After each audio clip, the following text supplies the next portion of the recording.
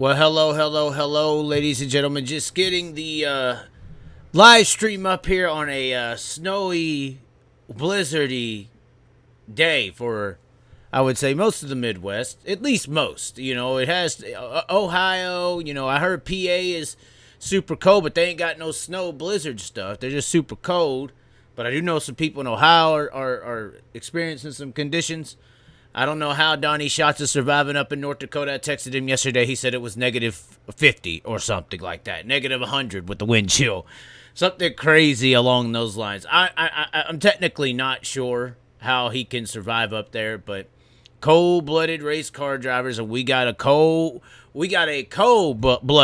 guest on the show today, and we are on the phone with Casey Shuman. I'm just kidding. Casey, are you there? I am here. How did you feel about my intro there? Was it good?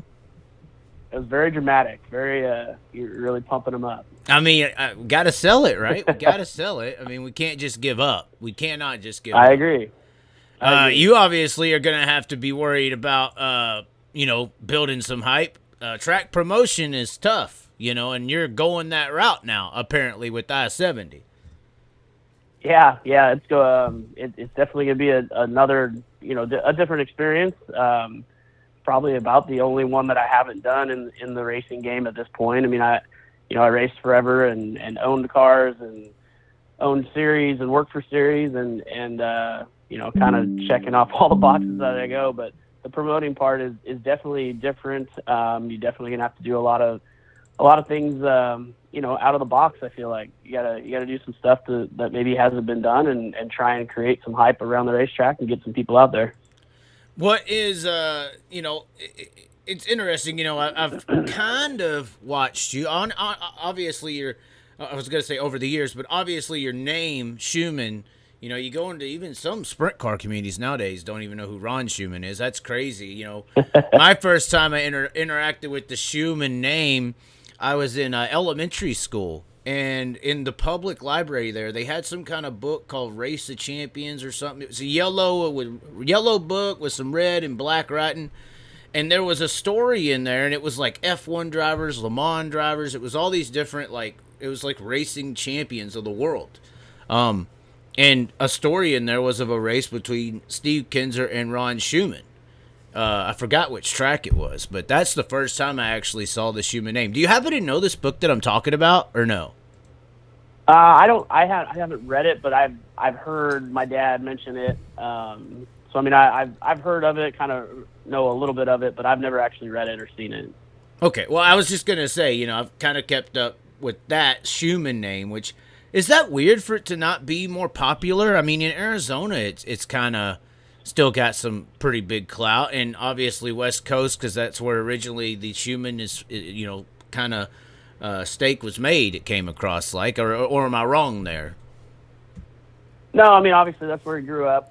Started to race out there in Manzanita, and then branched out and ran with the Outlaws, and kind of he lived in the Midwest for a little while, racing around Indiana and stuff. So I mean he's kind of run all over the place, but.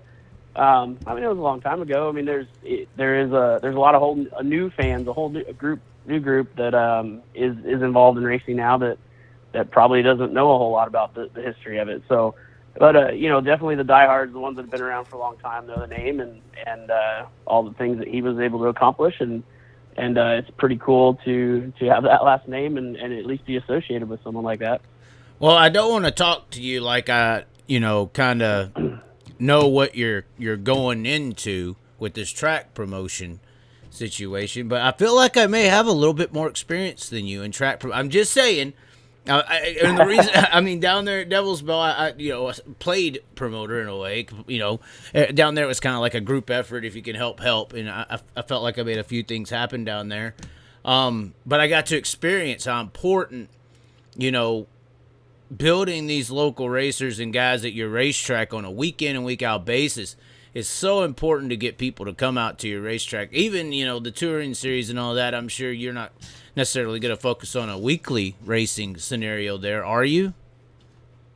No, the plan is I think we're going to have about 10 weekends on the schedule. So, specials only, trying to give a really big variety, and hit a little bit of everything, whether it's non-wing sprint cars, wing sprint cars, US MTS modified, late models, monster trucks, flat track motorcycles. I mean, we're really trying to have a one big good event for all of those. Well, I mean, that's a lot better than a week in and week out deal. Is the week in and week out deal just, do you see that being, wise to pursue anymore as a new person into the sport? I mean, there are some areas we obviously know it can work. Pennsylvania, Indiana, if you look at the stands at Knoxville at a weekly event, it's really not impressive. I don't even know if I could say Iowa. Maybe for IMCA modified stuff, and fendered cars, but for sprint car racing in particular, I mean, it seems like, and even late model stuff that we have, it seems like there's only a few places that week in and week out racing can technically be successful, especially when you drop below the northern Midwest. Even Missouri's somewhat scarce with car counts and stuff. Yeah, I mean, I don't see how the weekly racing model really works anymore. Like you said, there's certain places, just certain pockets of the country, certain areas that it just works. But I don't see how the majority of them do it. It just seems like it is a ton of work to hope to break even every weekend, to try and survive to get to your big shows. So I don't see how it works. I mean, it's definitely not what we're trying to do at I-70. I don't see that working at a place like that. But on the other hand, I mean, you got to have places for these guys to race and be available to come to some of the big shows. I mean, if there isn't weekly racing, then there might be a lot of people that get out of it altogether. So I think it's still important, but it's very difficult to do. Well, and that's the, Donnie was talking about that in our talk show about how, their schedule somewhat situated around these, PA regions and Ohio valleys and all this stuff in areas where they can get cars. Because if they venture out, outside of a few of these beds, they're struggling for a full field to make the A, Yeah, for sure. I mean, that's you see that in certain places they go, and obviously people are there to watch Donnie and Brad and all the outlaws. I mean, those are the people that they're coming to watch. So I mean, if there's only 18 cars, they still probably put on a hell of a show, but it definitely makes it tough. I mean, you got to have some local racers to fill in the fields, no matter what series it is. I mean, whether it's the World of Outlaw sprint cars or World of Outlaw late models or Lucas Oil. I mean, you got to have, some regional and local participation to make them go. Well, and I think it hurts the talent pool. If everyone out there needs to understand that, like, I always talk about how NASCAR's got a very small talent pool because of the amount of money it takes to race up in there. When weekly racing isn't striving, or you don't have car owners, for people out there to think that there isn't some guys in the middle of Texas running 305s, or some of these other guys that are in stock cars or street stocks that aren't potentially just as good as Jonathan Davenport or Donnie Shots, but just ain't got car owners or a strong weekly racing scene to get known and build a name. That's real, I think. And that's another thing that's changed a ton. I mean, when I first moved back to Indiana in the late 90s, early 2000s, there was a lot of car owners. I mean, if I went back and looked, I bet I've raced for probably 80 or 90 different car owners in my career. I mean, there was a lot available, and it was an opportunity for a guy to get in some rides and try and make a name for himself. And anymore, that's just not the case. I mean, there's very few car owners left. Yeah, and it's tough, and the different regions of the country has so much to offer. I think about how actually I think first time to Devil's Bow racing non-wing. I think it was Sprint Bandits or something back in the day, non-wing thing at Devil's Bow. There's some guy, local guy showed up that runs their weekly with a 360, went out there and outran your ass in the heat race. Guy named Skip Wilson. He's like 55 years old.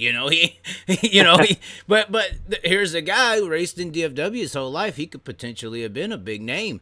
You know, a Jeff Day, Gary Wright, you know, from Texas, at least down there, you know, that there just hasn't been names come from that region or different regions. All of the names are coming California, PA, you know, and that's where some car owners are still kind of alive, at least in the wing scene. Late models is weird. How does that ownership situation work? You know, I wonder, did Jonathan Davenport's car owner make good money? He has a car owner. We have guys out here that have a car owner, but that is something that is different. There is a lot more car owner driver combos in the late model world. Yeah, there is, and it's a very different. You know, you look at the late model side of things, and I mean, they're rolling up and down the road in, you know, $800,000 haulers, and obviously have a ton of money invested in their equipment, without a lot of corporate backing. You know, I mean, a lot of the stuff you see on those cars is probably just a buddy of theirs, you know, salvage yard or you know, I mean, they somehow they found a niche to where those guys have a lot of money. I mean, you know, it's all probably, you know, just really successful business owners that decided they want to go late model racing, but it's very different. It's just a completely different scene between the sprint cars and late models. What was some of the stuff I think we talked about February, what was it, 3 years ago or something, when you were really just first taking this thing on, and you were like, it's kind of humbling to see a bunch of guys who are working on their stuff and own their cars and things along those lines. Is there good and bad to that, though? Is there something about maybe the culture that you of fended racing where that's not necessarily a good thing, you know, when cars and owners are mixed together, and it's not really, you know, not as corporate? Is there positive and negatives to that? Yeah, I think there is. I mean, you know, one thing that you know, after 4 years of late model stuff, man, those guys, they have a set way of doing things, and they do not like getting off of that. I mean, you know, it is very much the boys club. I mean, you know, there's rules that they go by that aren't in the rule book. You know, it's just, that's how we've always done it, and that's how we're going to keep doing it. And if you try and get them off of that route, they will come after you. I mean, it just seems like the sprint car and late model, or sprint car, midget, non-wing, that type of racer is way more laid back when it comes to that type of stuff. They just want to be there, and they just want to go race. And it seems like the late model side is much more political, much more, you know, this is how we've always done things, and they don't want to change.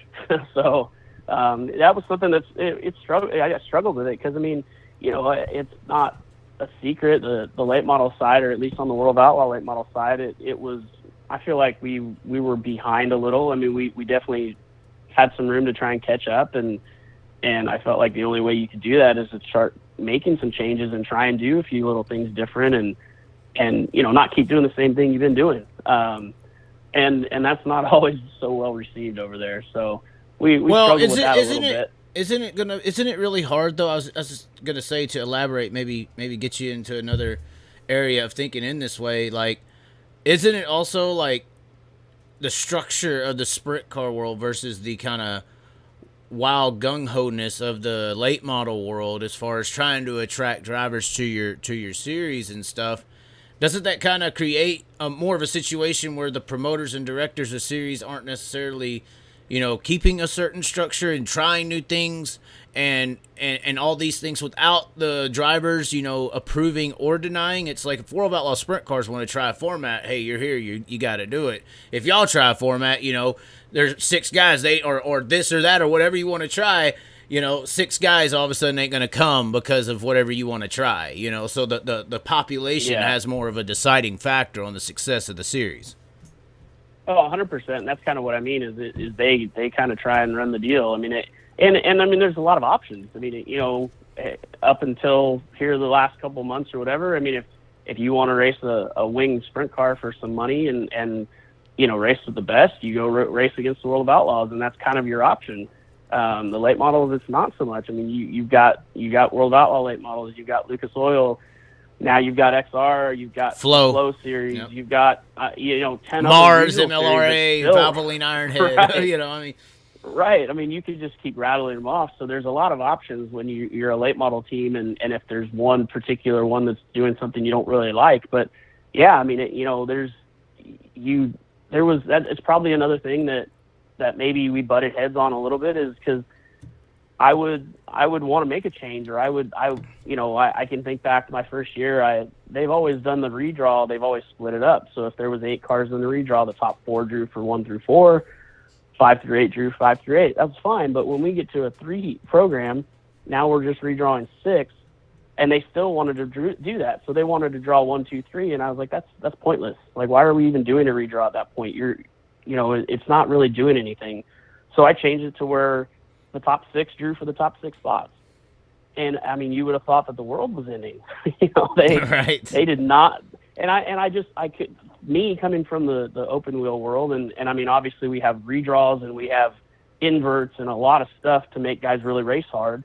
I felt like in a 50-lap race, if you can't win from 6, then you probably aren't going to win the race no matter what. But I mean, a simple change like that I didn't think was a huge deal, that I thought would mix it up a little bit and make it better racing and better for the fans.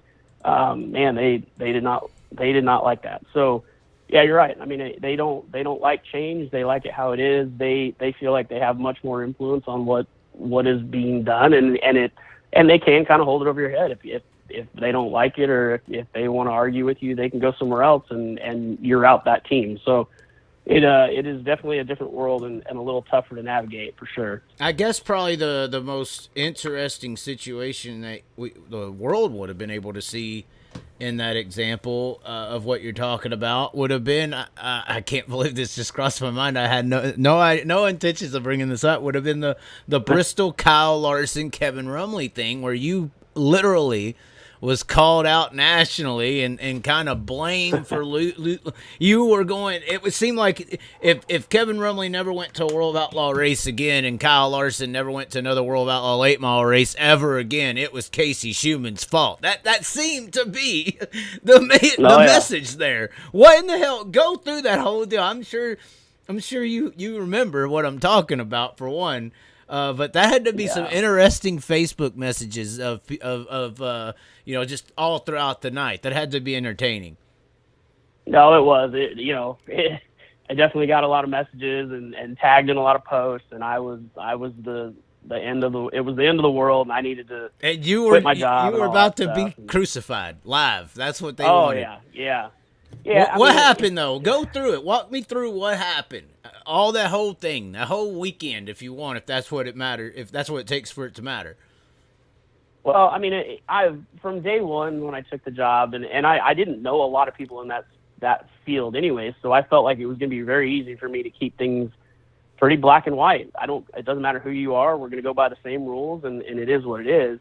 And when we have the very few occasions we had a guy that was running multiple divisions, I mean, we watched it. We made sure that if they were in back-to-back heats or something like that, we would definitely give them some time. We're not, if they're in the last heat race of one and the first of the next one, we definitely will make sure that they have time to get to where they need to be. But in that instance, Kyle wasn't back-to-back. There was a few. So what actually happened? Let's lay it out for somebody who may not know. It was a situation where Kyle Larson was late to the start of the A main, and I heard there was some transmission stuff, but that wasn't necessarily reported.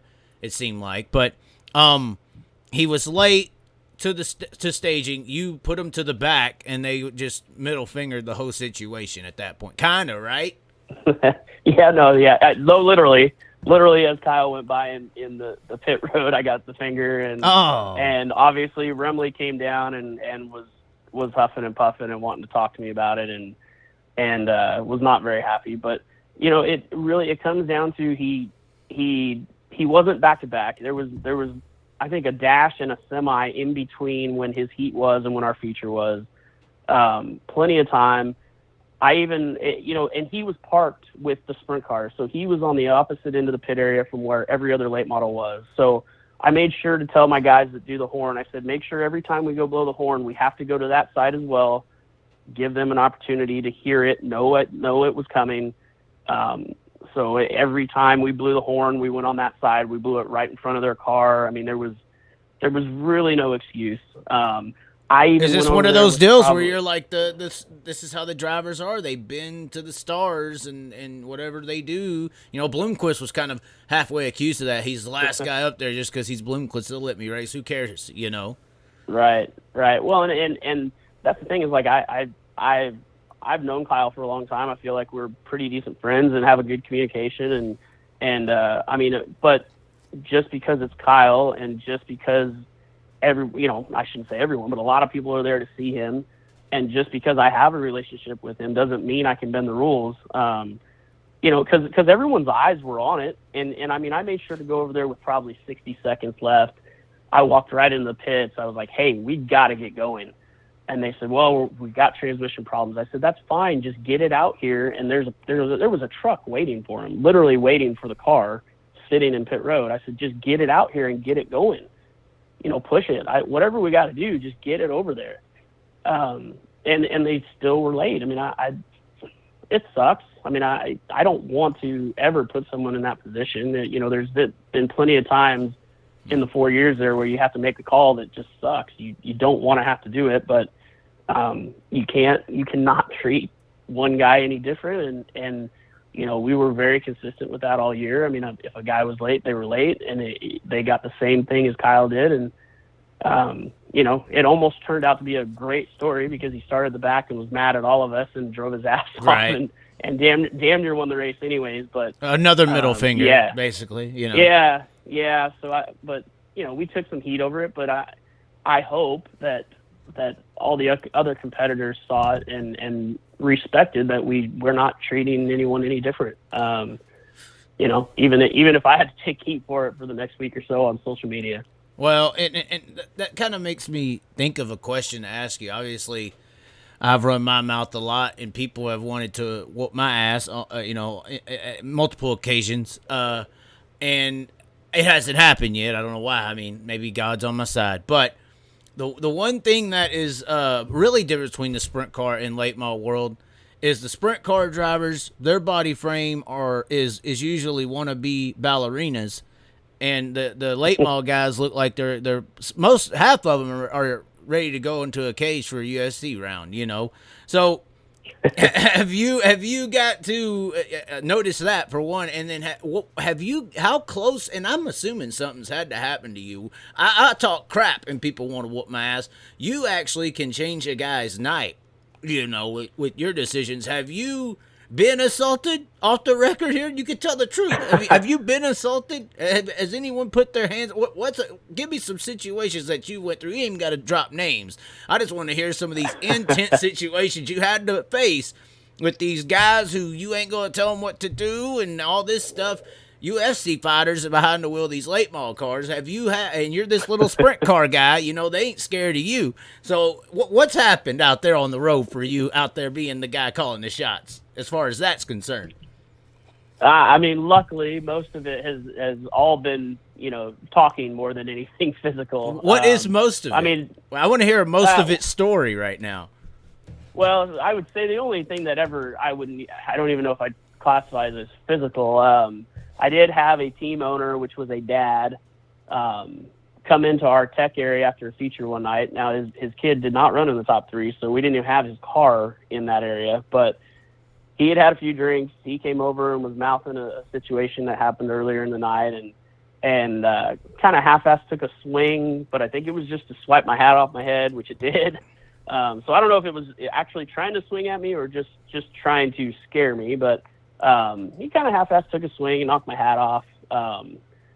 He got a ticket out of there and got to leave for the rest of the weekend and didn't get to race the rest of the weekend. But that's the only thing that ever even remotely got to where it was close. So wait. This guy swipes your hat off your head, and what happens? You just stand there? Like I said, I'm ready for some story time. What happened next? Well, I feel like I have a lot of patience, and I feel like it takes a lot to get me pretty fired up, but that definitely got me. But luckily, my tech director, Kenny Canada, he stepped right in and kind of diffused the situation and got the guy out of there pretty quick. Kenny's a good guy, I don't man. know I love Kenny. He is a great dude. I can't say enough good things about Kinney. But he was lurking. He saw the situation escalating, and as soon as it started to fire up, he went ahead and got it taken care of pretty quickly for me. So that was it. I mean, everything else, I've definitely had a lot of screaming matches back and forth and some intense arguments with some of the guys, but they've all kept it fairly professional as far as not passing the line and making it physical. Well, second guessing it and thinking about it even more, that is kind of the one thing, and maybe it has to do with these late model guys just having options, but that's the one thing I've noticed, being able to go from both pitting areas throughout the year, both y'all's when y'all are in town at a track and the sprint car side. Obviously, you get to experience it sometimes, but not all the time. But me seeing it, there is a lot better of a relationship between the series and their officials and the drivers and the people that are there in the late model side of things. Way better than what you see in the sprint. In the sprint car side, it almost feels like there's a war going on, and they're over there in this tent, and they're like the Capitol, and half the drivers want to storm it. I'm just saying, it's like. That's a weird situation. Obviously, the Cedar Lake situation that happened. Is that something you've noticed too, a little bit, or what's up with that, really? No, I think you're right. I mean, my team of officials that we had there, we all got along really well, and I feel like the most part, I mean, I would say 90% of us and all the teams got along really well. We would definitely interact and talk, and I think there was a really good relationship between all of us. There's always a few that aren't in that category. I mean, that are always just seem to be upset about something and hates the world. But for the most part, I feel like between all of our officials and the large majority of the teams, we all got along really well. I mean, I met and got to associate with a lot of really, really cool people in the late model side. I mean, there's a lot of people that I'll still call a friend and still talk to and text back and forth with, as we go along, and I'm not involved with late models anymore. There's a lot of really good people over there. Yeah, I mean, honestly, once again, one of those things I didn't see crossing my mind. That makes me think, of the whole Rick Eshelman situation, which was crazy, and to be you in that position would have had to be pretty insane, pretty crazy. Last year was kind of crazy with men's mental health. There was like almost a surge about it, and then there was a lot of guys in the world, both private entities and public figures that were in their own life, not just Rick Eshelman. It was very weird to see that happen last year. There was like a men's mental awareness for 6 months going on. How did that happen for you, and how did that whole thing go down? That had to be insane being in your seat, Yeah, it was tough for sure. I mean, Rick was a great dude. We got to share a lot of, he had been around and knew a lot of the open wheel stuff. He actually announced the Mopar Million there at Eldora when we were there. So, I mean, he had a pretty good idea of the background and a lot of the history on that side as well. So, we talked about a lot of things, not just late models. We talked a lot about open wheel stuff, and he was such a good guy. Something that I don't think any of us ever even remotely saw coming. But those few days when we were, everyone was trying really hard to kind of figure out what's going on, where he's at, and all that stuff. Right. I mean, it was tough. I mean, because obviously the longer it goes, the more worried you get. And man, I can remember calling and texting and even sending him messages on Facebook and Twitter, just saying, "Hey, bud, are you okay?" Everyone's worried, and yeah, it was just not a good deal. I mean, it definitely affected, all of our team. I mean, we were all really, really close, and always gave each other a really hard time and everything. And Rick fired him back just as good as we were firing into him, but we all really got along well, and it was just tough for everybody there involved. Did that possibly or get you or anyone to look into the whole?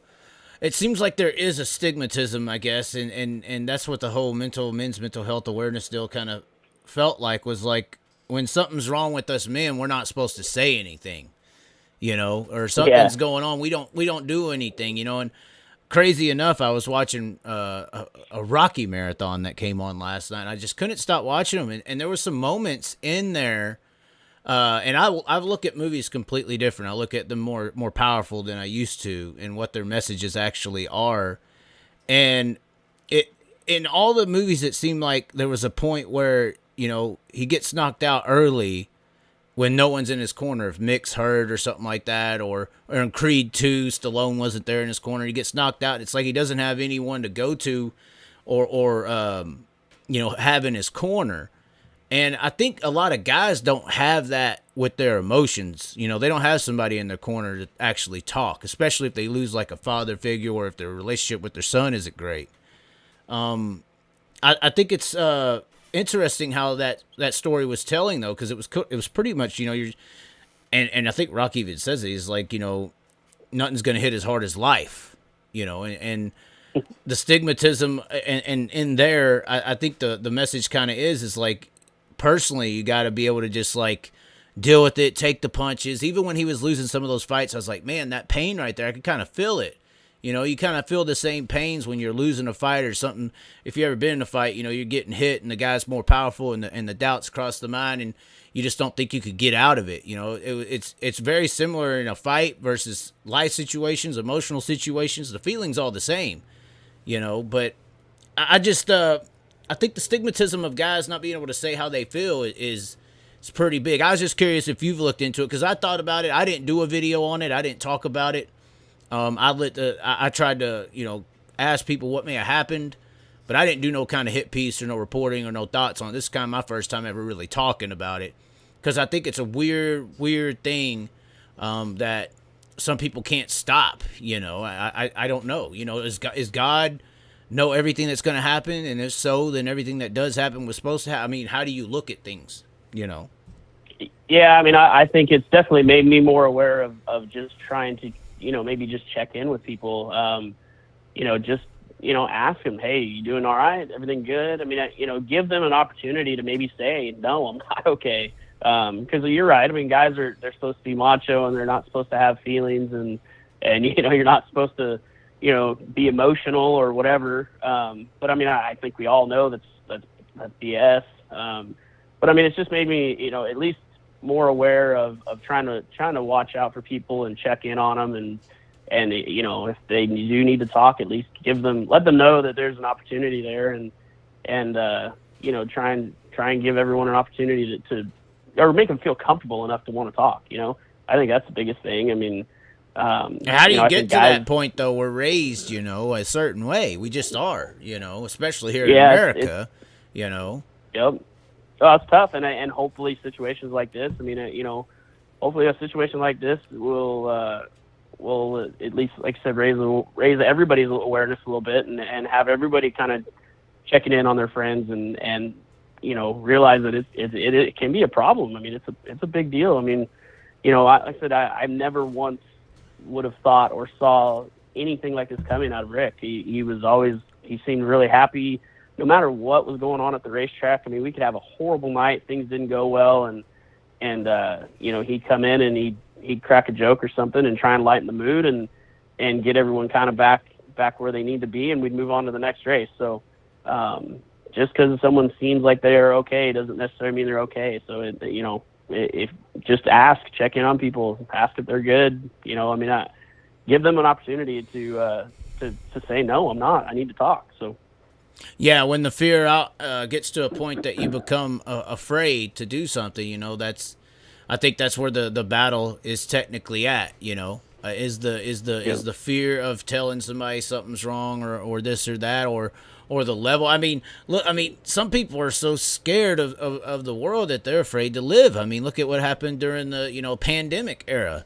People were so scared that they may end their lives, that they were fearful of living.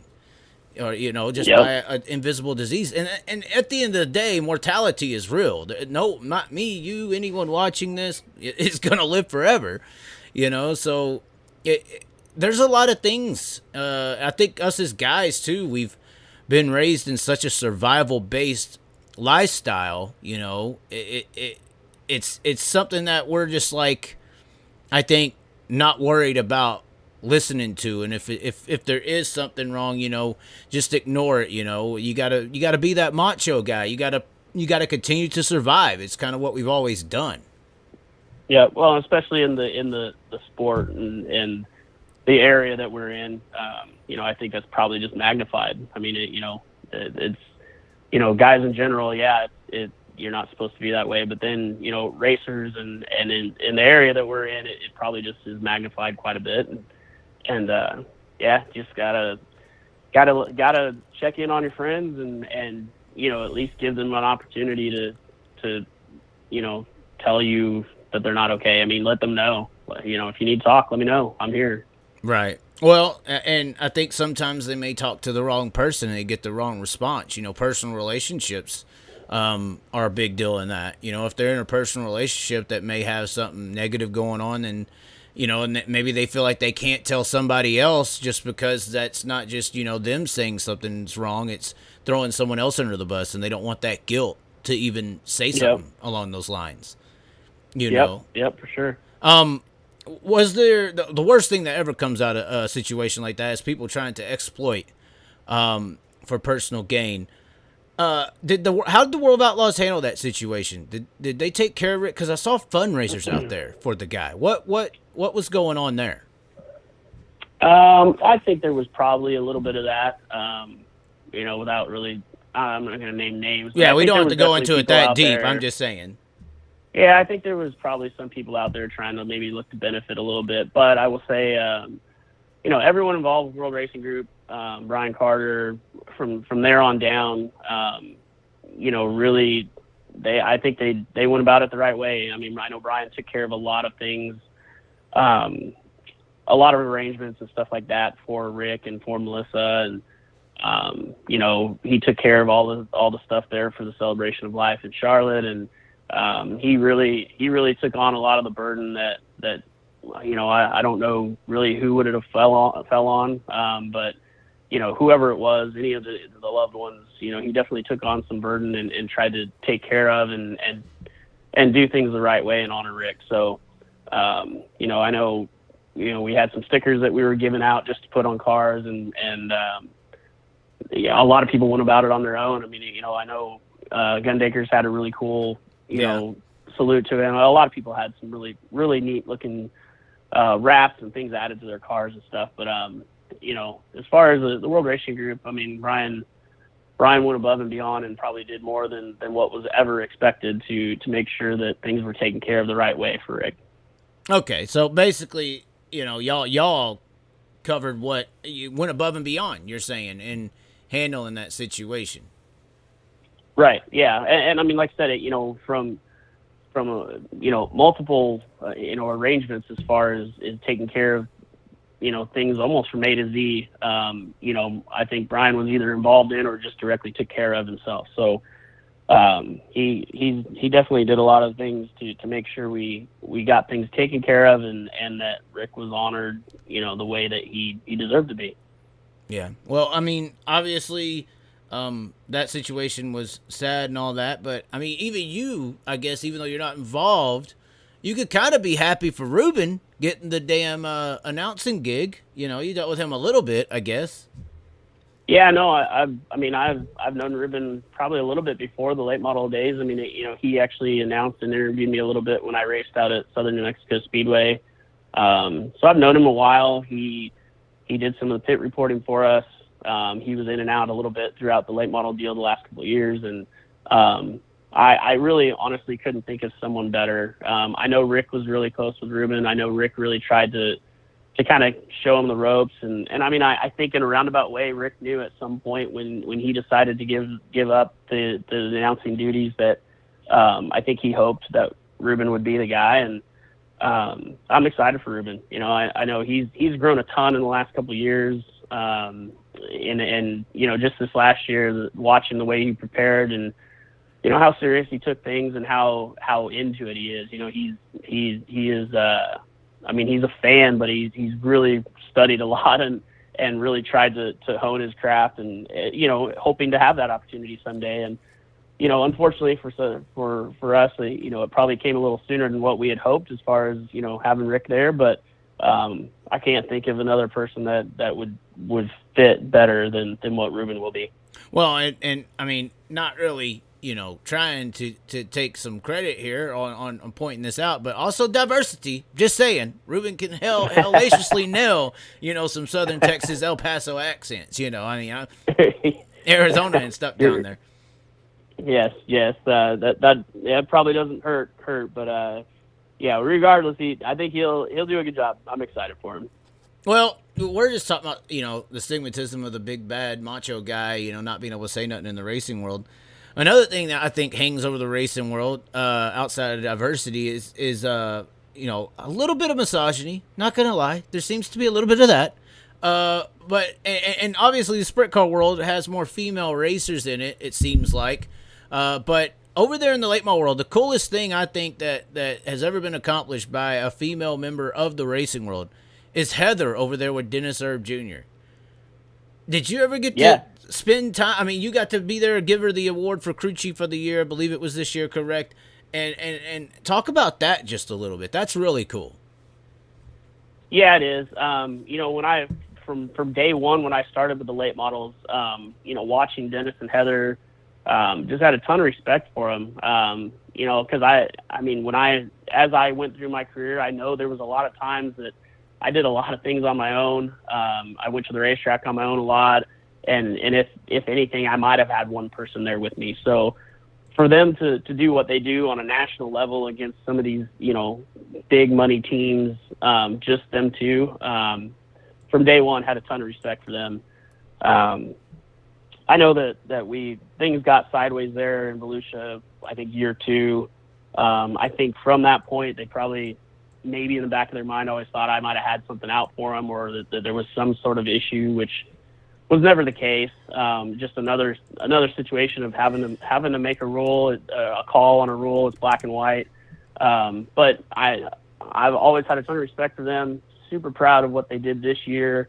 It was very cool. We actually gave Heather the crew chief of the year award last year, which was, I thought, a huge deal. And then to be able to turn around and they backed up a great season and had won a championship and get to do that again, for a second year in a row, was very cool. I mean, what they do is awesome.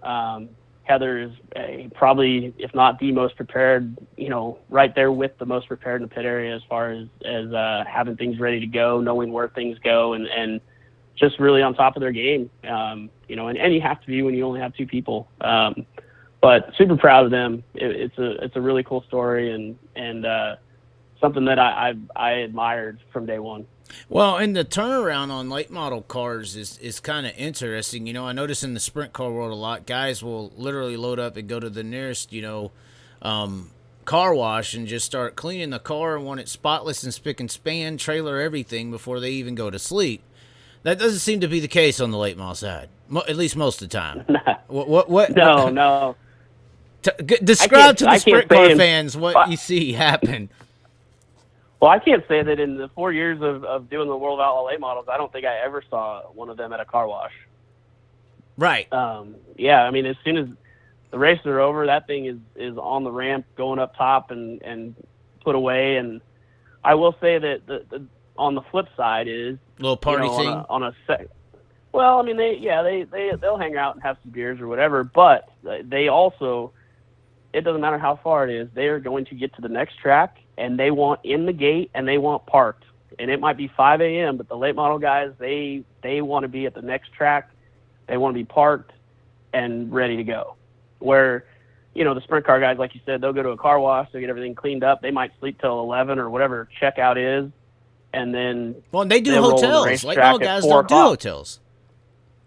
No, not at all. And I mean, it's very surprising to me that none of the sprint car guys have kind of gone that route as far as what a late model hauler is, and late model guys might have 4 or 5 people staying in that toter for 6 months out of the year. Right. But it's weird. Sprint car guys, they'll go to the hotel, they'll sleep till 11, they'll get some lunch, they'll roll into the racetrack about 4 o'clock, unload and go hot lap. Where, these late model guys They will drive 6 hours straight through the night to get to that next racetrack, and it's not enough to just be in the parking lot. They want to be able to make sure they're in the gate and parked in the pits.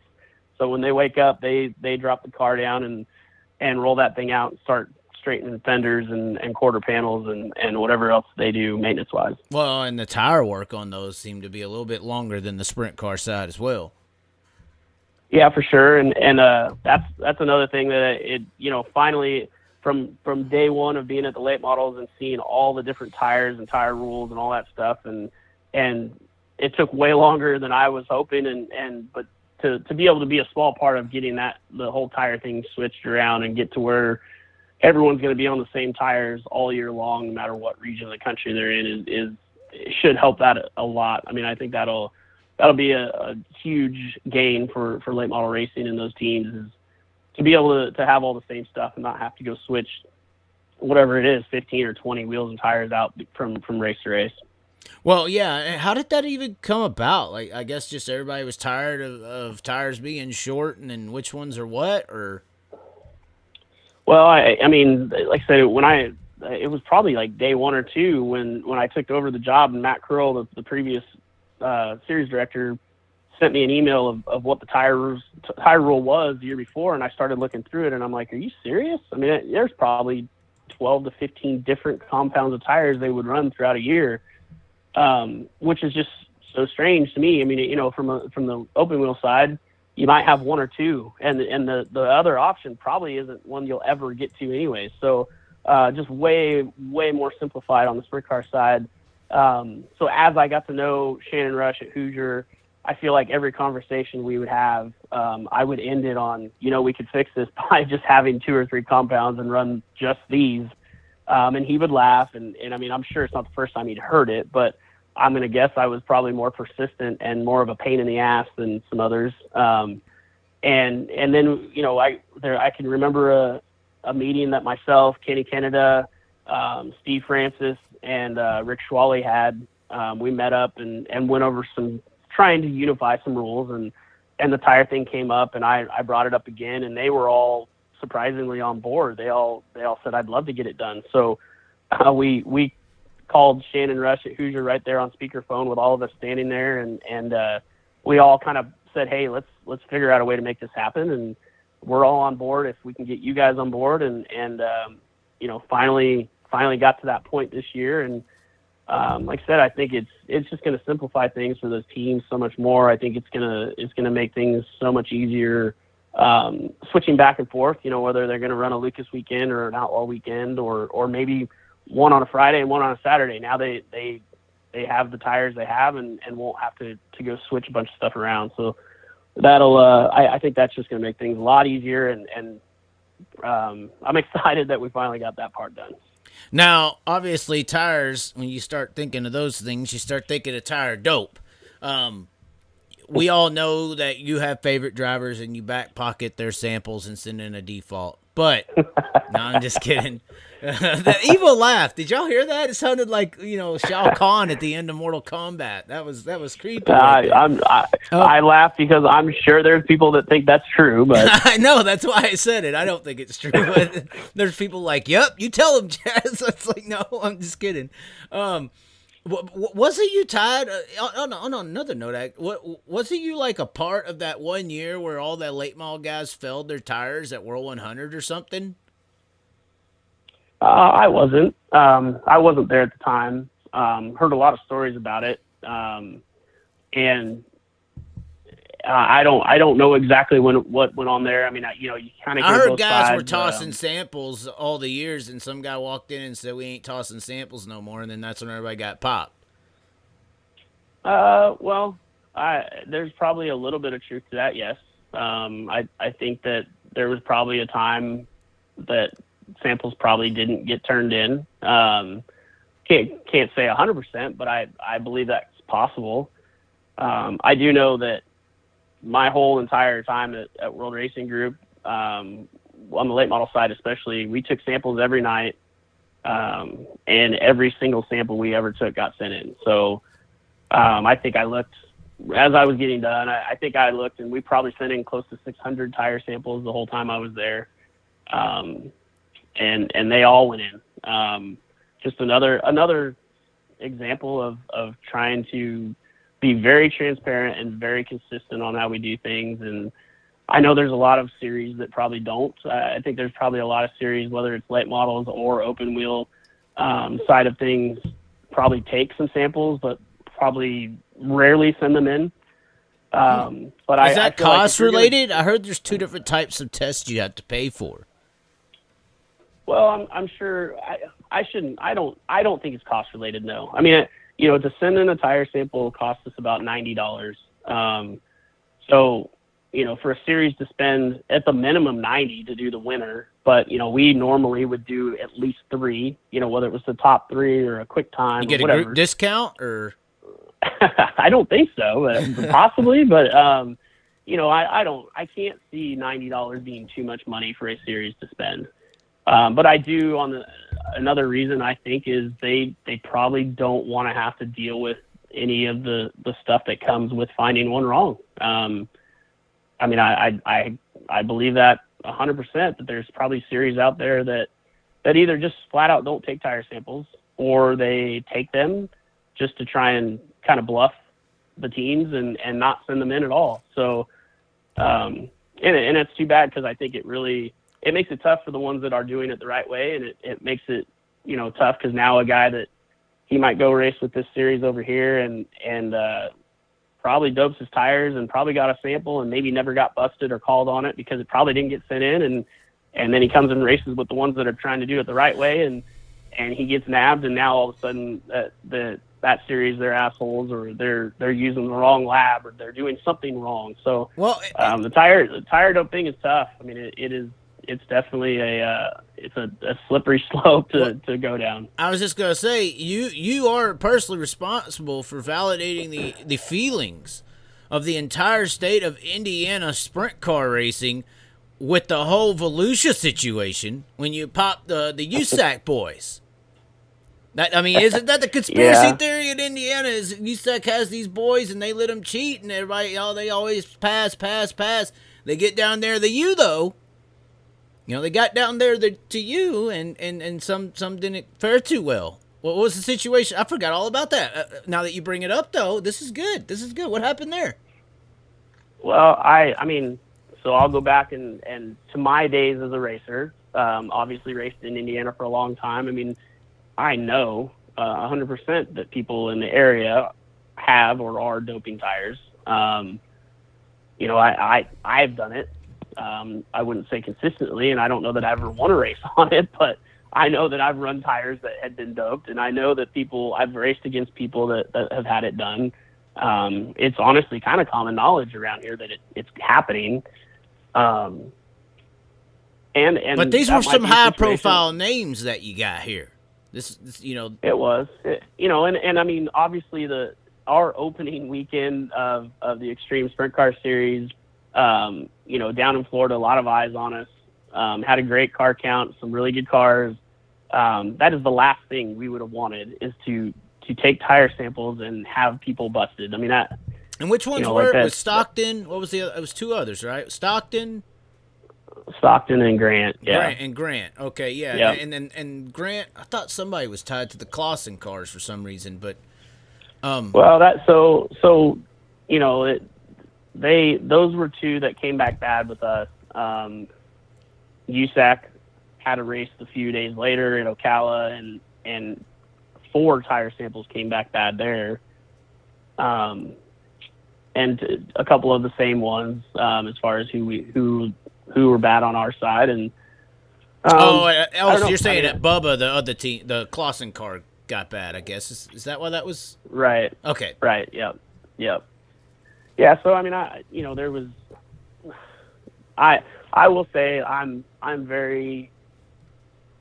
I back and am very confident in the process that we used as far as taking samples, and I back and am confident in the sampling and the lab and what came back. I don't think I will ever just point a finger and say this guy was cheating or he did something. I'm not. That's just not what I'm going to do. But a test a test came back and the tire didn't conform, and that's against the rules. So, you know, and like I said, I mean, that's a situation where it could very easily just get swept under the rug and make my life and our series and everybody involved and make it a lot easier.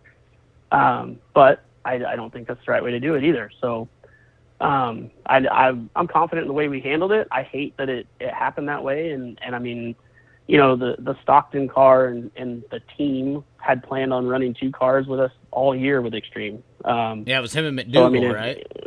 Yeah, I mean, so, you know, is that a team we really are trying to pick on or do something wrong to? No. You know, I hate that it happened that way. That sucked. I mean, you know, and the Grant car, I mean, Justin and I were really good friends and really close and did a lot of things together, and our kids hung out together. And I begged him all week to come down and run Volusia. He wasn't even going to come run. So another one where I'm definitely not. I wasn't trying to screw anyone over or try and. Did you lose a friend over that? Yeah, I would say so. Wow. Yep. So that sucks. I mean, you know, it's part of the situation and the job that I took, and I understand that's kind of part of what could happen. But like I said, I'm confident. Us guys are mean to each other. You see, this ties back to the mental health. It's, you know, I'm just saying it does. I mean, look how mean we are. Yes. Well, I can't say that my mental health, especially regarding this situation, is fine. I'm not saying it isn't. We're tougher. We're men. We got it. We're tough. You know, I'm just saying. That just sounds like that caused a lot of situations to where you purposefully doing it. I never thought you did purposefully. Like I said, I just think you were validating Indiana, the state of Indiana's local sprint car scene belief. You know, they're matting the gas to the floor and seeing a guy pull away, and you know they got the same stuff. They're asking why. A lot of people say tire dope. You know. Yeah. Well, and like I said, I know before I even took the job with the Outlaws, I know that stuff is happening in Indiana. I know I've done it. It's very common knowledge of like who you take your tires to if you want to do it. Everybody knows that you go to Southern Indiana to get your tires doped, and that's common practice. And it, you know, it's not a secret. So whoever's doing that tire doping's got a black ball list, I guess. You know, I mean, if he ever needs something. Yeah, I'm probably not. I probably won't be able to drop tires off and have them done, but you know, it is what it is. It has been a problem in Indiana, and you know, it's going to, you know, there's a lot more stories that probably could get into and give examples of you know, someone or a particular group doing it maybe the wrong way, but I'll just keep saying that I'm confident in how we do it. Our process is extremely thorough and consistent every night, and I have 100% confidence in how we do it and where we send them and then the results.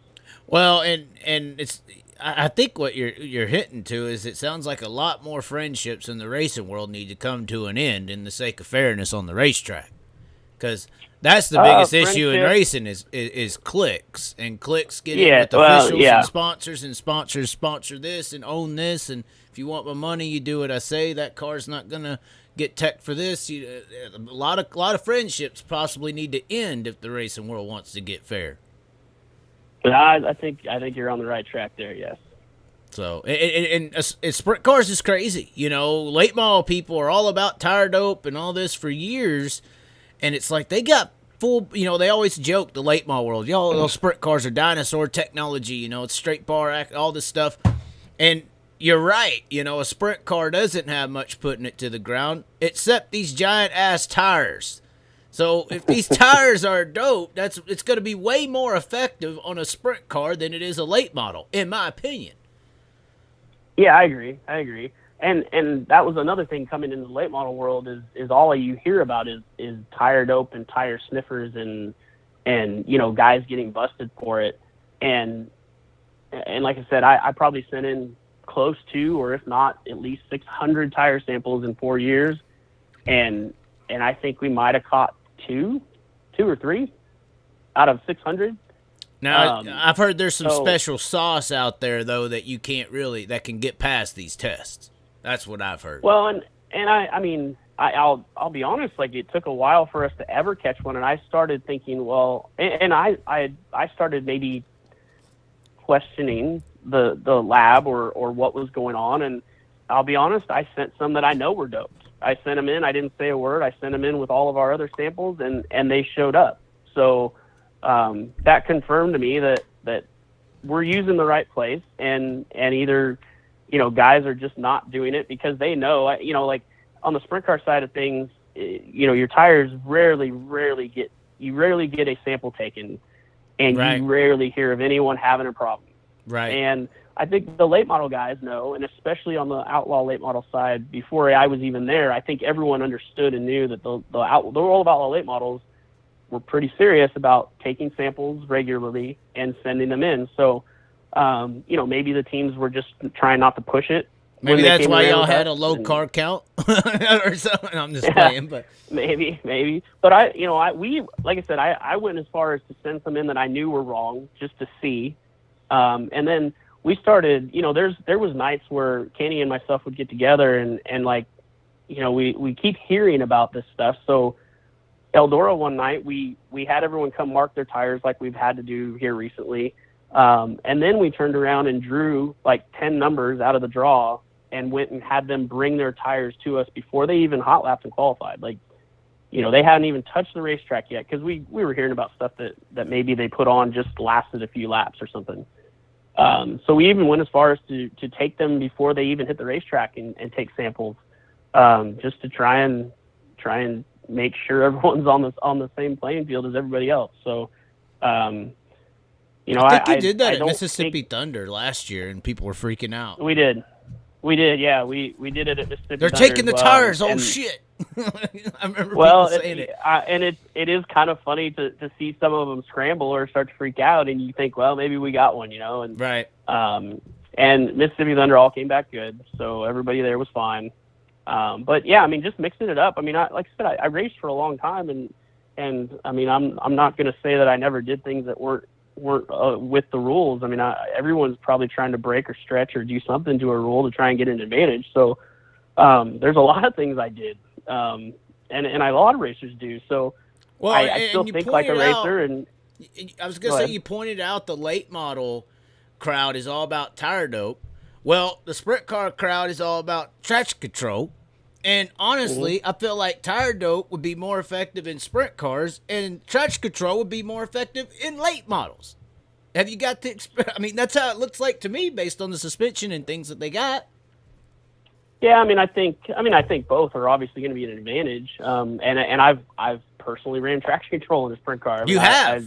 You're a cheater. Yeah. Okay. Yeah. Well, okay. Was it an old unit off a Stockton's car? No, I'm just playing. Well, I ran it at a local Indiana race where there is really no rules, so I felt like I wasn't exactly breaking a rule. But yeah, I've run it. I mean, and it's not something you're just going to plug in and go from being an 8th place car to winning races. But it could definitely take from when you're running 2nd, 3rd, 4th all the time to winning races. It definitely will help, especially with a non-wing sprint car. I mean, you're talking, especially nowadays, 850 to 900 horsepower. And a 1,200-pound race car. I mean, there's no way you're ever going to hook that up. So, dope some tires and throw some traction control in there. Yeah, yeah. That's the fix. You go to Southern Indiana, and you'll see probably a little bit of both. Right. Well, yeah. Well, did you ever see anything with traction control in late models though? I saw one video on YouTube. I don't know if it was 4 or 5 years ago. It wasn't here recently. It might still be on there. But it was like, what could traction control do for you? And it was a late model at some high bank Tennessee track. I don't even know if it was a super. It might have been a 604. But it showed him running normal laps and, normal 9 grand down the straightaway and then backing her through the corners. And it was like he ran like a 17.6 or something like that, 15, whatever. And they put that traction control device on there and it showed the RPMs. And that thing never went over 68, 70, 200 RPMs around the entire track. And it was like a half a second faster. Oh yeah. I mean, it's you definitely have to go test with it and get it right. But the few times I ran it, like the first couple of times I ran it, I said, I don't even know if it's hooked up right because I can't even tell. So then, you get on those little knobs and stuff, and all of a sudden I said, well, let's just crank it all the way up and see what it does. And I pushed off for a feature, and I couldn't spin a tire. Like, I would have never – I actually reached down and unplugged it because I would have never made a corner. I mean, it broke loose enough? Oh, no. Yeah, it was way too far to the other side. So definitely can help. We definitely checked a lot on the late model side, and I mean, you get little birdies kind of telling you, hey, look for this, look for that, and I mean, we did, there's a lot of places to hide stuff in a late model. I mean, without pulling everything apart, taking all the body and interior and all that stuff apart. I mean, it's pretty tough, but do I think it's out there? Sure. I think the late model side and the sprint car side both have people running it, or at least at times. But it's pretty difficult to find. I mean, the way I had mine set up in a sprint car, I could reach down and pull on it and walk away, and you'd never know it was in there. So that is a tough situation, a tough thing to try and police. But I'm sure it's out there on both sides. Well, and something that is not traction control exactly.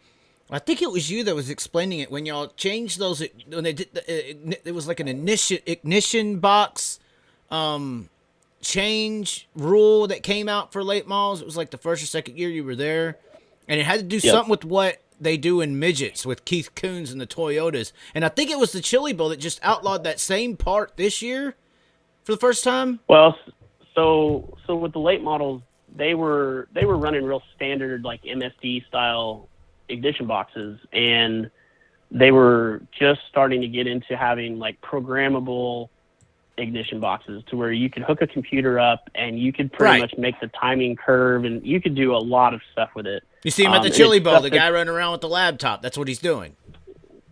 Right, and that stuff has been in the midget side for a long time, having programmable ignition, but I think it opened up a box that you just don't want to go down. I mean, it makes it to where there's a lot of things you can do, obviously, with the computer, and plugging that thing in and programming stuff into the box is just a box that you just don't want to open. Luckily, it hadn't been in the late model side, so as it was starting to come out, I went to Kinney and we talked a lot about it, and I explained to him how much of a mess it could cause. How does it work in a midget? What goes on over there right now today? And is that the same part they outlawed at Chili Bowl or no? Well, so the stuff that they outlawed for the Chili Bowl deal, it's a specific brand that came out with, it's basically traction control built into it. But the same thing, you could plug into it and you could change things. You can move where it starts and when it stops. Power bands. Yeah, it just opens up to where it will absolutely kill the local guy that's trying to do it on a budget. So they outlawed a particular brand and part number for Chili Bowl, which doesn't mean that there's not going to be traction control there. So the part that you outlawed in late models, though, is still going on over there. Well, the part. So we went to the different brands that built ignition boxes, and any of them that were programmable, we outlawed. So it wasn't just an MSD or So we basically any brand that made ignition boxes, if you had one that was a programmable ignition box, we said you can't run those. Which is kind of like what Chili Bowl did, but they just did it with one brand. There's multiple brands of boxes. So did they eliminate all of the traction control at Chili Bowl? Probably not, but they definitely helped, keep some of it out because this deal is obviously kind of the latest and greatest, and any team that shows up at Chili Bowl and thinks that they have a chance or wants a chance to win is probably going to have to buy this box. So, at $3,000 or whatever it was, I mean, they were going to, a lot of teams were going to have to go buy it to think they could keep up. So in a way they helped save some teams some money, but I don't think it fixes the problem. But it definitely helped. What is the problem with I guess we're talking about midgets at Chili Bowl? Yeah, I mean, the electronic ignition makes it. I mean, it makes it, and being able to program your box. I mean, pretty much every electronic ignition that is going to be at Chili Bowl is going to be somewhat programmable. You know, most of them have a port to plug in and do a lot of different things with it. So, you know, I think the midget side is so far down that road that I don't know that you can come back from it. You know, it's made it really tough it's tough to keep up, but it's tough to police. And it's just like tire dope. I mean, you can police it and you can try and look for it, but I don't think a lot of people want to find it. How did things go when y'all tried to do this droop rule? And what is your true opinions on it? Because that seemed to stir the world of late model racing up more than anything. It did, and it goes right back to the good old boys club, and that's not how we do things, and we don't want to do that. And but another thing, and I think me walking into it being somewhat naive to how things have been done, maybe it was a good thing and a bad thing. Like the first race we went to, and this is back when we were checking deck heights before the feature, and we're in Screven, Georgia, trying to check deck heights in the dark in an uneven pit area with holes and rocks and shit everywhere, and you're trying to check to see if this thing's at 39 inches. Meanwhile, their big tire guy that was just riding on the car, you know, got it sucked down, and now you're like, well, it's 39 3/4, but whatever, that's good enough. It was just a really antiquated way of trying to check it. I mean, I felt like we were absolutely wasting our time. So in the meantime, the droop rule had been talked about, and when I first started, people were talking about it. I know Ray Cook started it for a safety issue or safety reasons. And for people who are naive, what is the droop rule for? What was the purpose behind it? Wasn't it because the cars were just getting a little bit the checking the deck height was, and all this was kind of trying to keep the cars basically from halfway being upside down while they're going around the track, kind of, right? Well, I mean, I think that was the reasoning Ray came up with it, which is not a bad reason by any means. And it raises that left side or something like that too, and gets some air. It does, but that's the thing.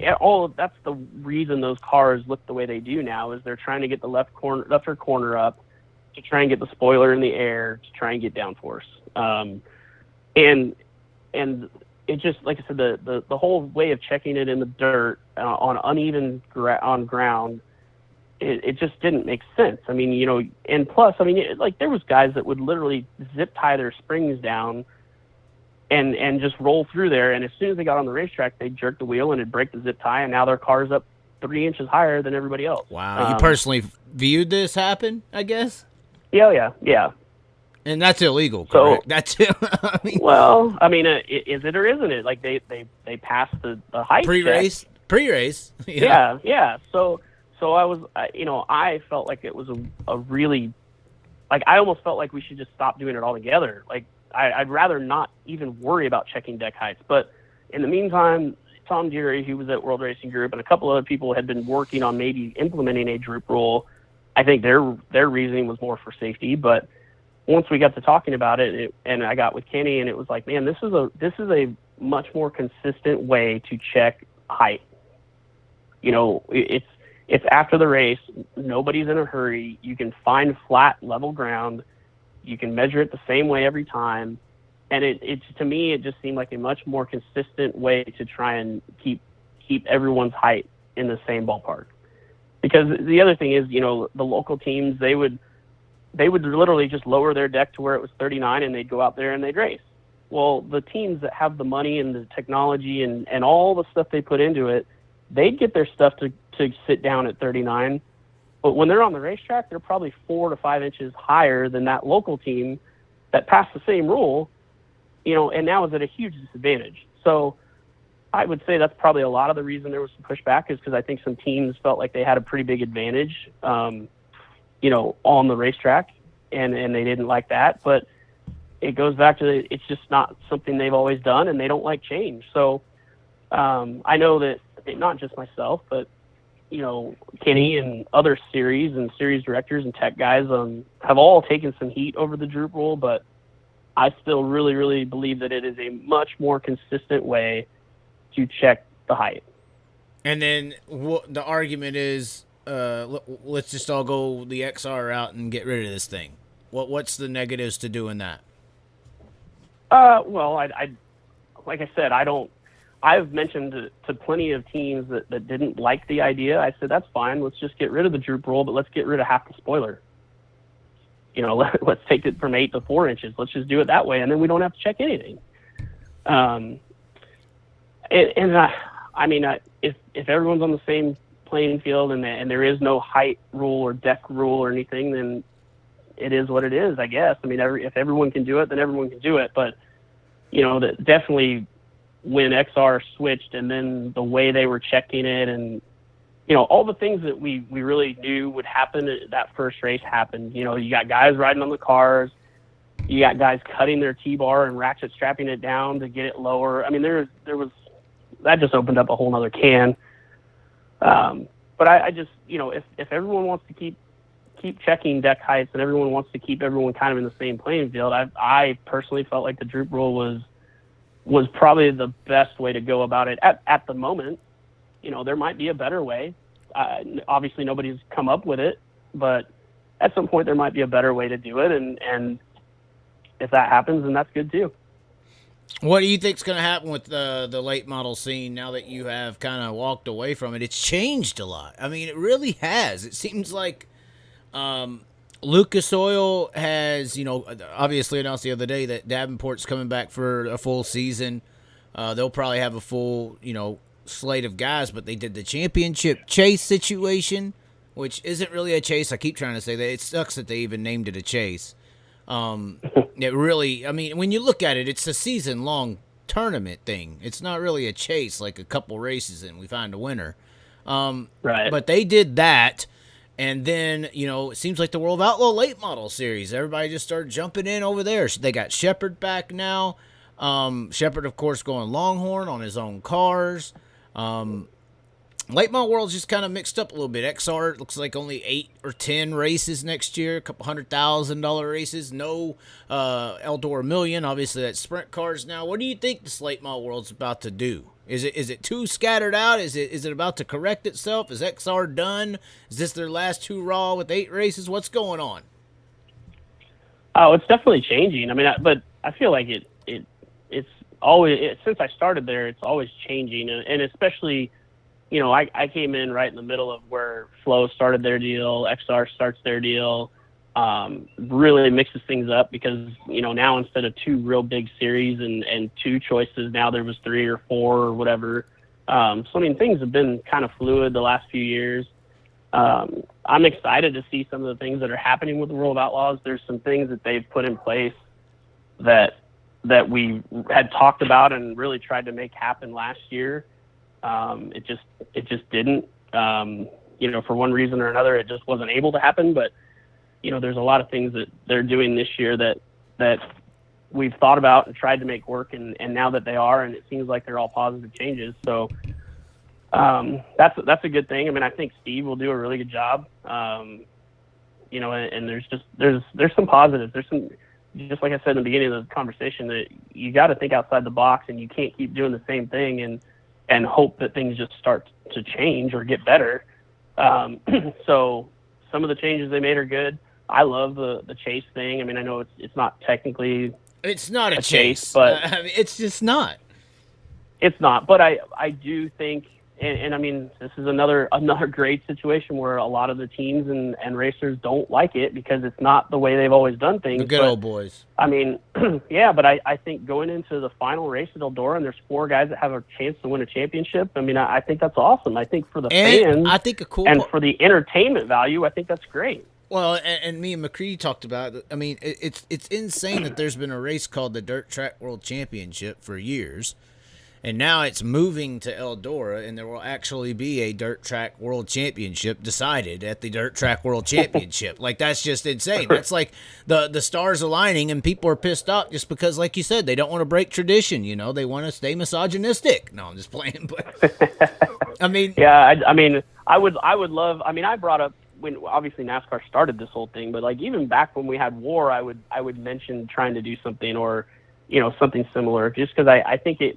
Number one, I think if you do it that way, it'll definitely keep some teams involved for the year because they still think they have a chance. You know, like if we just win a race and we got a chance, or you know, if we just keep to where we're in the top 10, we have a chance to win a championship. So I think that's important for the sport to try and keep everyone. I don't want to hand out participation trophies or anything, but I think it's cool. I think myself and Rick Schwally, I would say we've always got along real well or seen eye to eye about a lot of things, but I will definitely give him props that he had the balls to make that happen and make that change.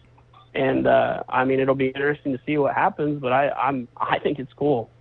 Well, I have no idea why a weekly racetrack is not. If you race weekly, I don't know why you don't have a chase in every class. Why not? I mean, you need weekly fans to come all year long. At the end of the year, football and other sports take off that are popular, and you need a reason for people to keep coming. I don't know why you wouldn't have a chase.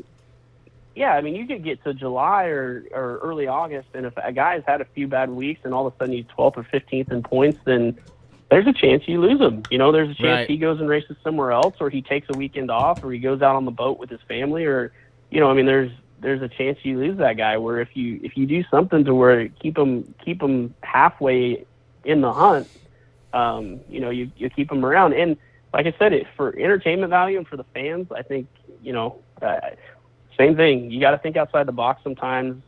This isn't the '80s when whether it's a sprint car race or a late model race, there's not a lot of other things going on in town on a Saturday night. Like there's a lot of, you're competing against a lot of other things to do nowadays. So, to get fans back involved or excited or get new fans involved, you've got to do some things different. So I think that's one thing they've done different that I hope it works out well, because I think it'll be exciting.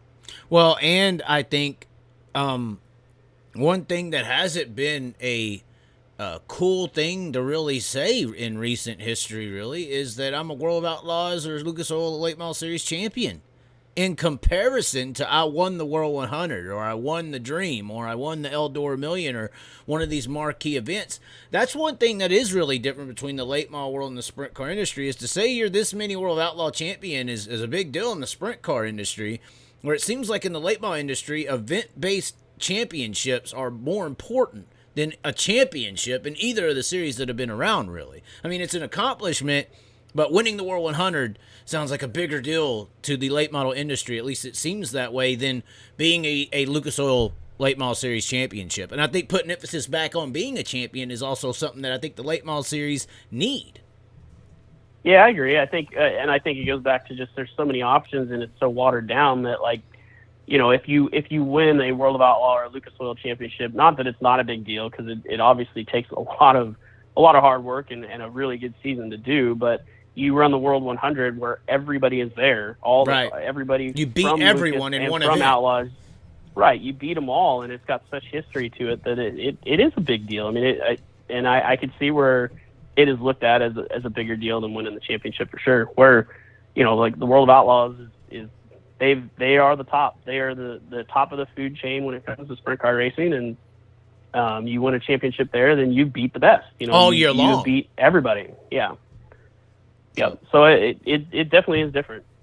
Well, and I think it's a good thing. Obviously, you're not in that world. You are going to I-70, but it is cool. I'm sure you'll pay attention to the late model world more than you ever have. Due to all this stuff going on, and of course your relation with everything. You had the Extreme Series that you kind of started out over there. You mentioned War. That was kind of your first promotional venture, correct? Yeah, yep. That was the first, when I think 2015 was really my last full year racing, and I just didn't want to race for a living anymore. I didn't want to race that much. I didn't want to travel, and War just kind of worked out. I never was trying to buy a series or even thought that would be the route I went, but it kind of worked out, and we've just kind of been stepping up ever since. So, I have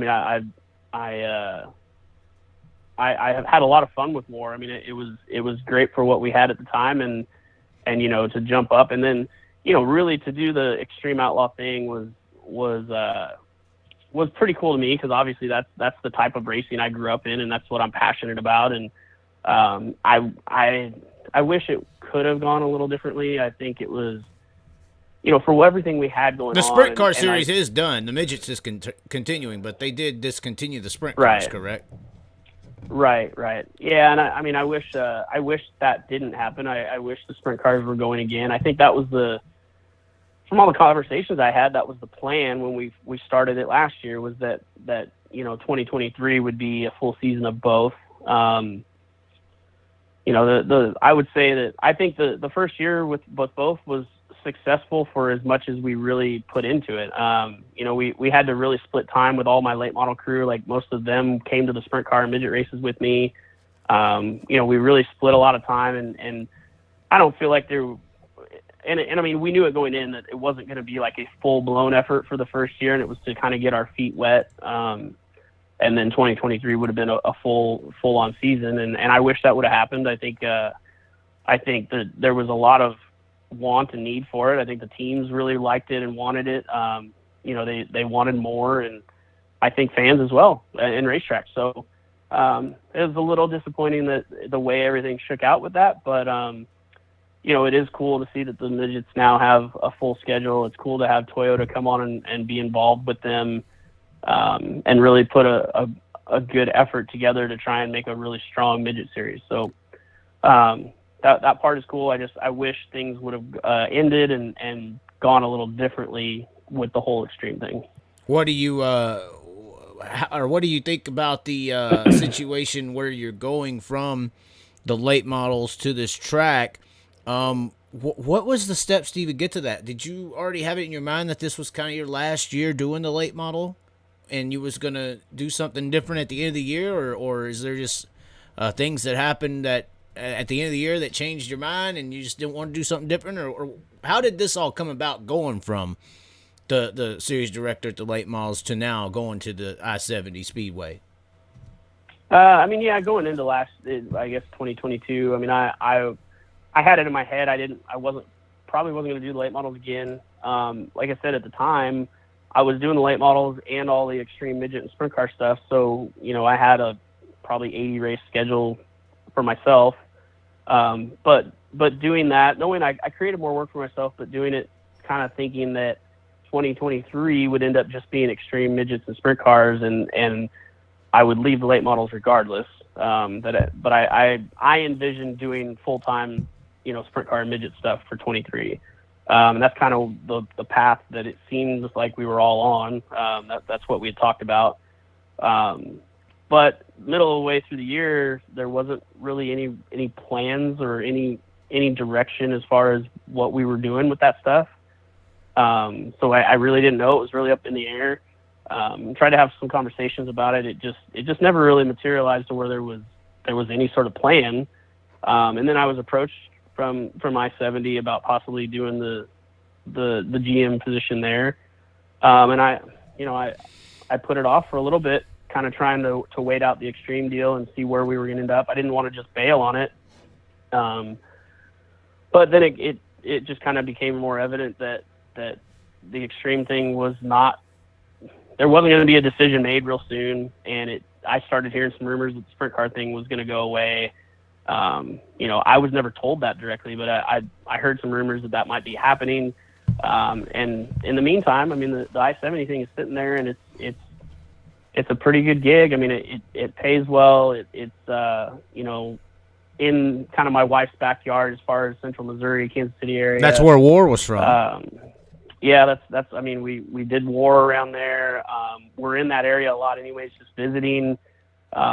It would get me off the road because, I mean, honestly, like, my daughter just turned 6, and every Thursday I'd get ready to leave and go to another racetrack, and she started asking me why I have to keep leaving, and it just got to where I just didn't want to travel as much. I've traveled my whole life. I would travel all year long chasing races, and I just got to where I didn't want to travel quite as much anyways, and it didn't seem like we really had a real grasp on where things were going with extreme, and I just didn't want to let this opportunity pass up with I-70. So, you made the offer move. they gave me, the offer they gave me was really hard to turn down, and like I said, there's a lot of things pointing in the right direction as far as the area it's in and how much time we spent there with family anyways. So I told them that's where I was going to head, and I was going to finish the year out with the late models and extreme, and in 23 I was just going to go do the I-70 thing. Well, obviously how you describe that midget situation where you are going to do the little short schedule and then hopefully roll into a full schedule this year.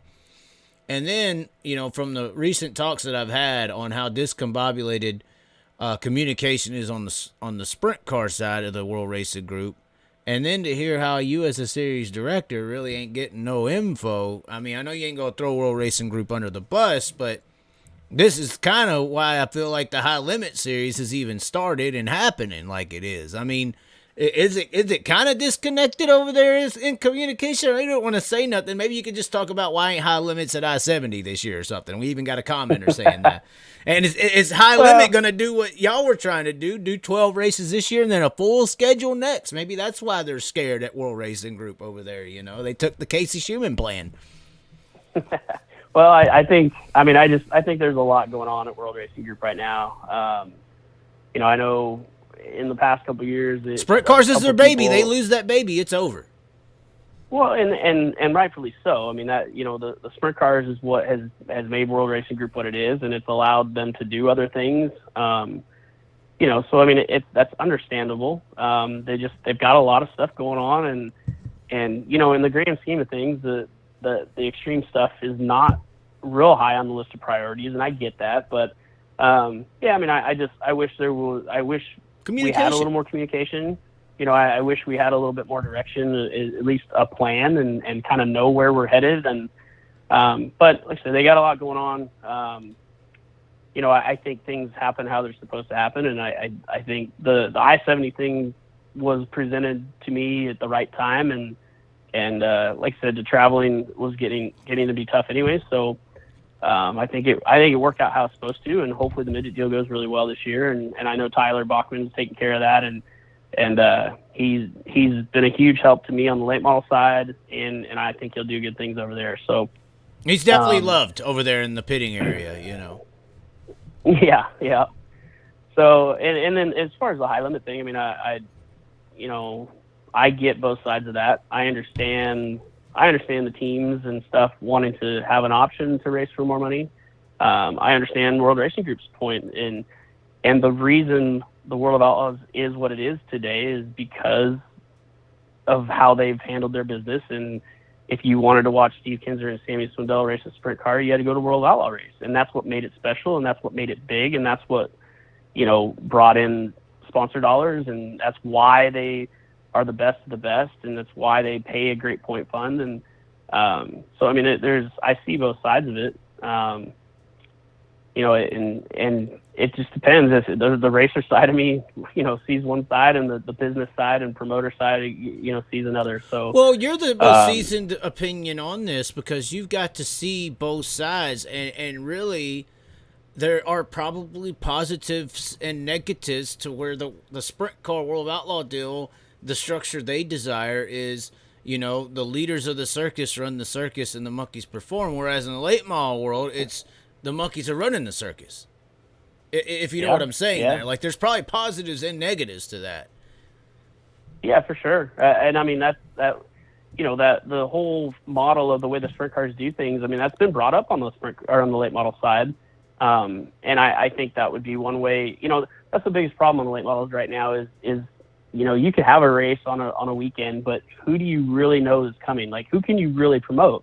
Right. I mean, you can promote the 8 or 9, and we'll be honest, people talk about it on both sides, but last year the World Outlaw late models had 9 full-time guys.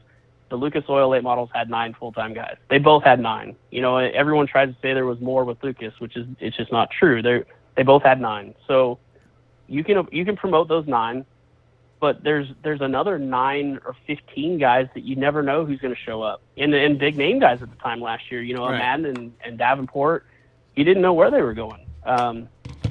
And so that makes it tough. It makes it really tough for a promoter. It makes it tough for the series to try and sell races. It makes it tough for late model racing. On the sprint car side. Makes it tough for late model racing. If you want to promote late models, what do you promote? Whereas with the sprint car deal, you can sprint cars haven't had that. Yeah, they haven't had that problem. You want to watch Donnie Shop and Brad Sweet and David Gravel drive a sprint car, you have to go to an outlaw show. Or if you want to race them. Yeah.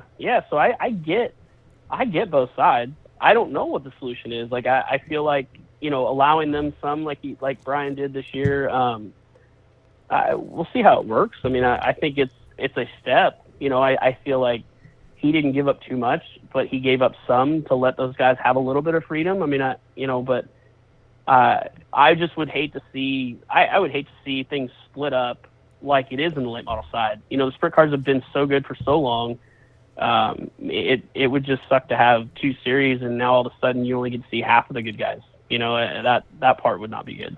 Well, and it's an interesting situation where it's so spread out. It's so different. You got the late models are just all over. There's way more cars as well, so you could do more things. Whereas there's not too many full-time World of Outlaw level sprint cars. There's just not. I mean, there's only so many teams that are outfitted like a Donnie Schatz or a Brad Sweet. Whereas there's a lot of teams outfitted like Jonathan Davenport and Chris Madden. Yeah, for sure. There is a lot of top-notch late model teams, and I mean, there's a lot of them you probably don't ever see because they do stick to a region. But there is a lot of really competitive teams that have a lot of the same type of stuff for sure. Yeah, so I don't know how you can't really compare the sides. You can. How could you shut down all the regional stuff? How could you only segment it to a few national series? It's hard. I think the late model side is just so. It's in a way it's flourishing because they don't have a car count issue. They don't have a lack of race issue. They don't really have a lack of fans. I mean, I was at Cedar Lake for the World of Outlaw Sprint Cars. And then I was at Cedar Lake for the USA Nationals, and it was night and day packed. I mean, the late model crowd was, I would say, almost 4 times bigger than the World of Outlaw Sprint Car crowd that was there. I mean, they have fans. They have enough fans almost to go around. Yeah, for sure. And I mean, that support is what makes it to where those guys can race for such good money. I mean, since streaming has come along and now a guy like me or, an open wheel guy can flip on Flow or Dirt Vision and all of a sudden they're watching a late model race and it's a $50,000 win late model race. You're like, damn, these guys race for some really good money. Why aren't we doing it? So I think that's part of what has got us to where we're at on the sprint car side of things. Cause Kyle goes over and starts running some late models and having some success and racing for big money. And there's no doubt people watch late model races just because of him. Open wheel fans and racers have now watched both. I mean, I think he's done a great job of crossing them over because now there's sprint car guys that want to go late model racing. There's late model guys that want to go sprint car racing. There's fans that watch both. But I think that's probably a little bit of what started where we're at is the sprint car guys see them racing for so much money every single weekend, and they're like, well, why aren't we doing that? Well, and Kyle has done an impact. I literally got a message the other day from a guy. He's like, Dirt's going to be bigger than NASCAR. It's some dude just randomly. He's like, Dirt's going to be bigger than NASCAR. You guarantee it. You're right, blah, blah, blah. He was like, I used to watch NASCAR only my whole life, and I quit watching in the 2000s. And then when I heard some guy got kicked out for saying the N-word and went to racing dirt, I followed him ever since. And he's talking about Kyle Larson. And now he's a huge dirt track fan. He goes every week and watches everything. So Kyle's definitely helped there. You did bring up streaming, which that would be the one thing I'm against the High Limit series on, and I'm slowly, I'm always looking at things in a 3D chess perspective, and I'm always looking at entities and how big they are. I'm a big proponent for small local businesses, and in the world of streaming, everyone is a small local business. Dirt Vision is the local hardware shop in comparison to Amazon/Flow. Flow is Amazon. Right. I mean, at the end of the day, that's what they are. Yep. And the only thing they don't have their hands in a cookie jar right now is the hardware section, the sprint car section. This is their final step to taking the local hardware store out. I mean, if Dirt Vision, if World Racing Group loses a handle in the sprint car industry, I don't know if World of Outlaws is the group. World Racing Group can't survive. Yeah, it'd definitely be tough. I mean, people bring up all the time that there's been people that try to branch out before, USA or I don't even remember what Todd's deal was at the time, NSL. I mean, there's been some groups that have tried to put some stuff together, and none of them have worked. But none of them had the streaming money now, or social media. Yeah, there's a few things different now than what it was when those things tried to make a run. So that's what I feel like is new ground. That there's a lot of power behind some of that social media stuff, and with Flow and Dirt Vision and all of the streaming. And but I also, like I'll use XR for instance, and what they're trying to do as a racer. Like everyone asked me last year, what would you do? I said, go chase the money, because you don't know how long it's going to be around. Right. So I would go chase it. But is the business model sustainable? Can you really do that year in and year out and actually add races every year? I don't think so.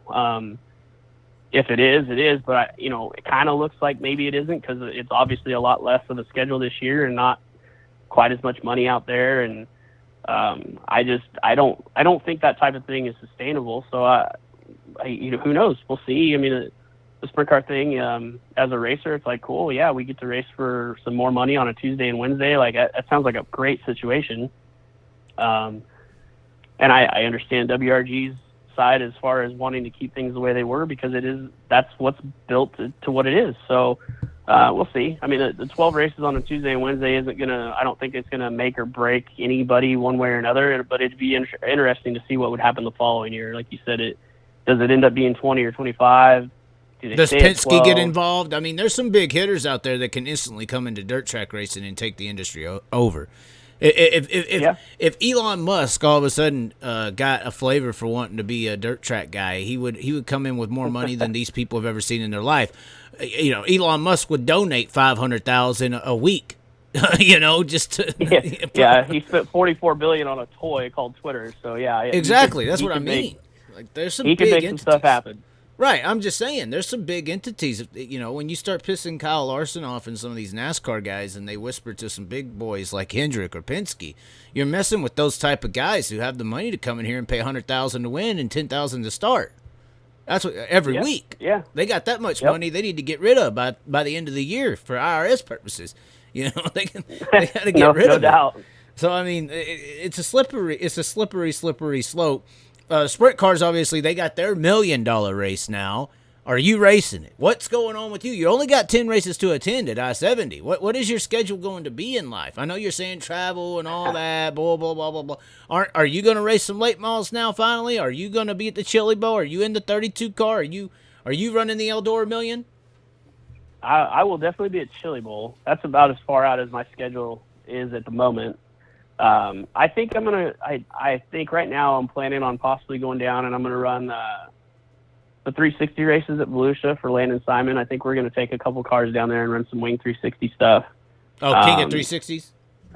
Yeah, I can't imagine. I don't see me being at the million there at Eldora.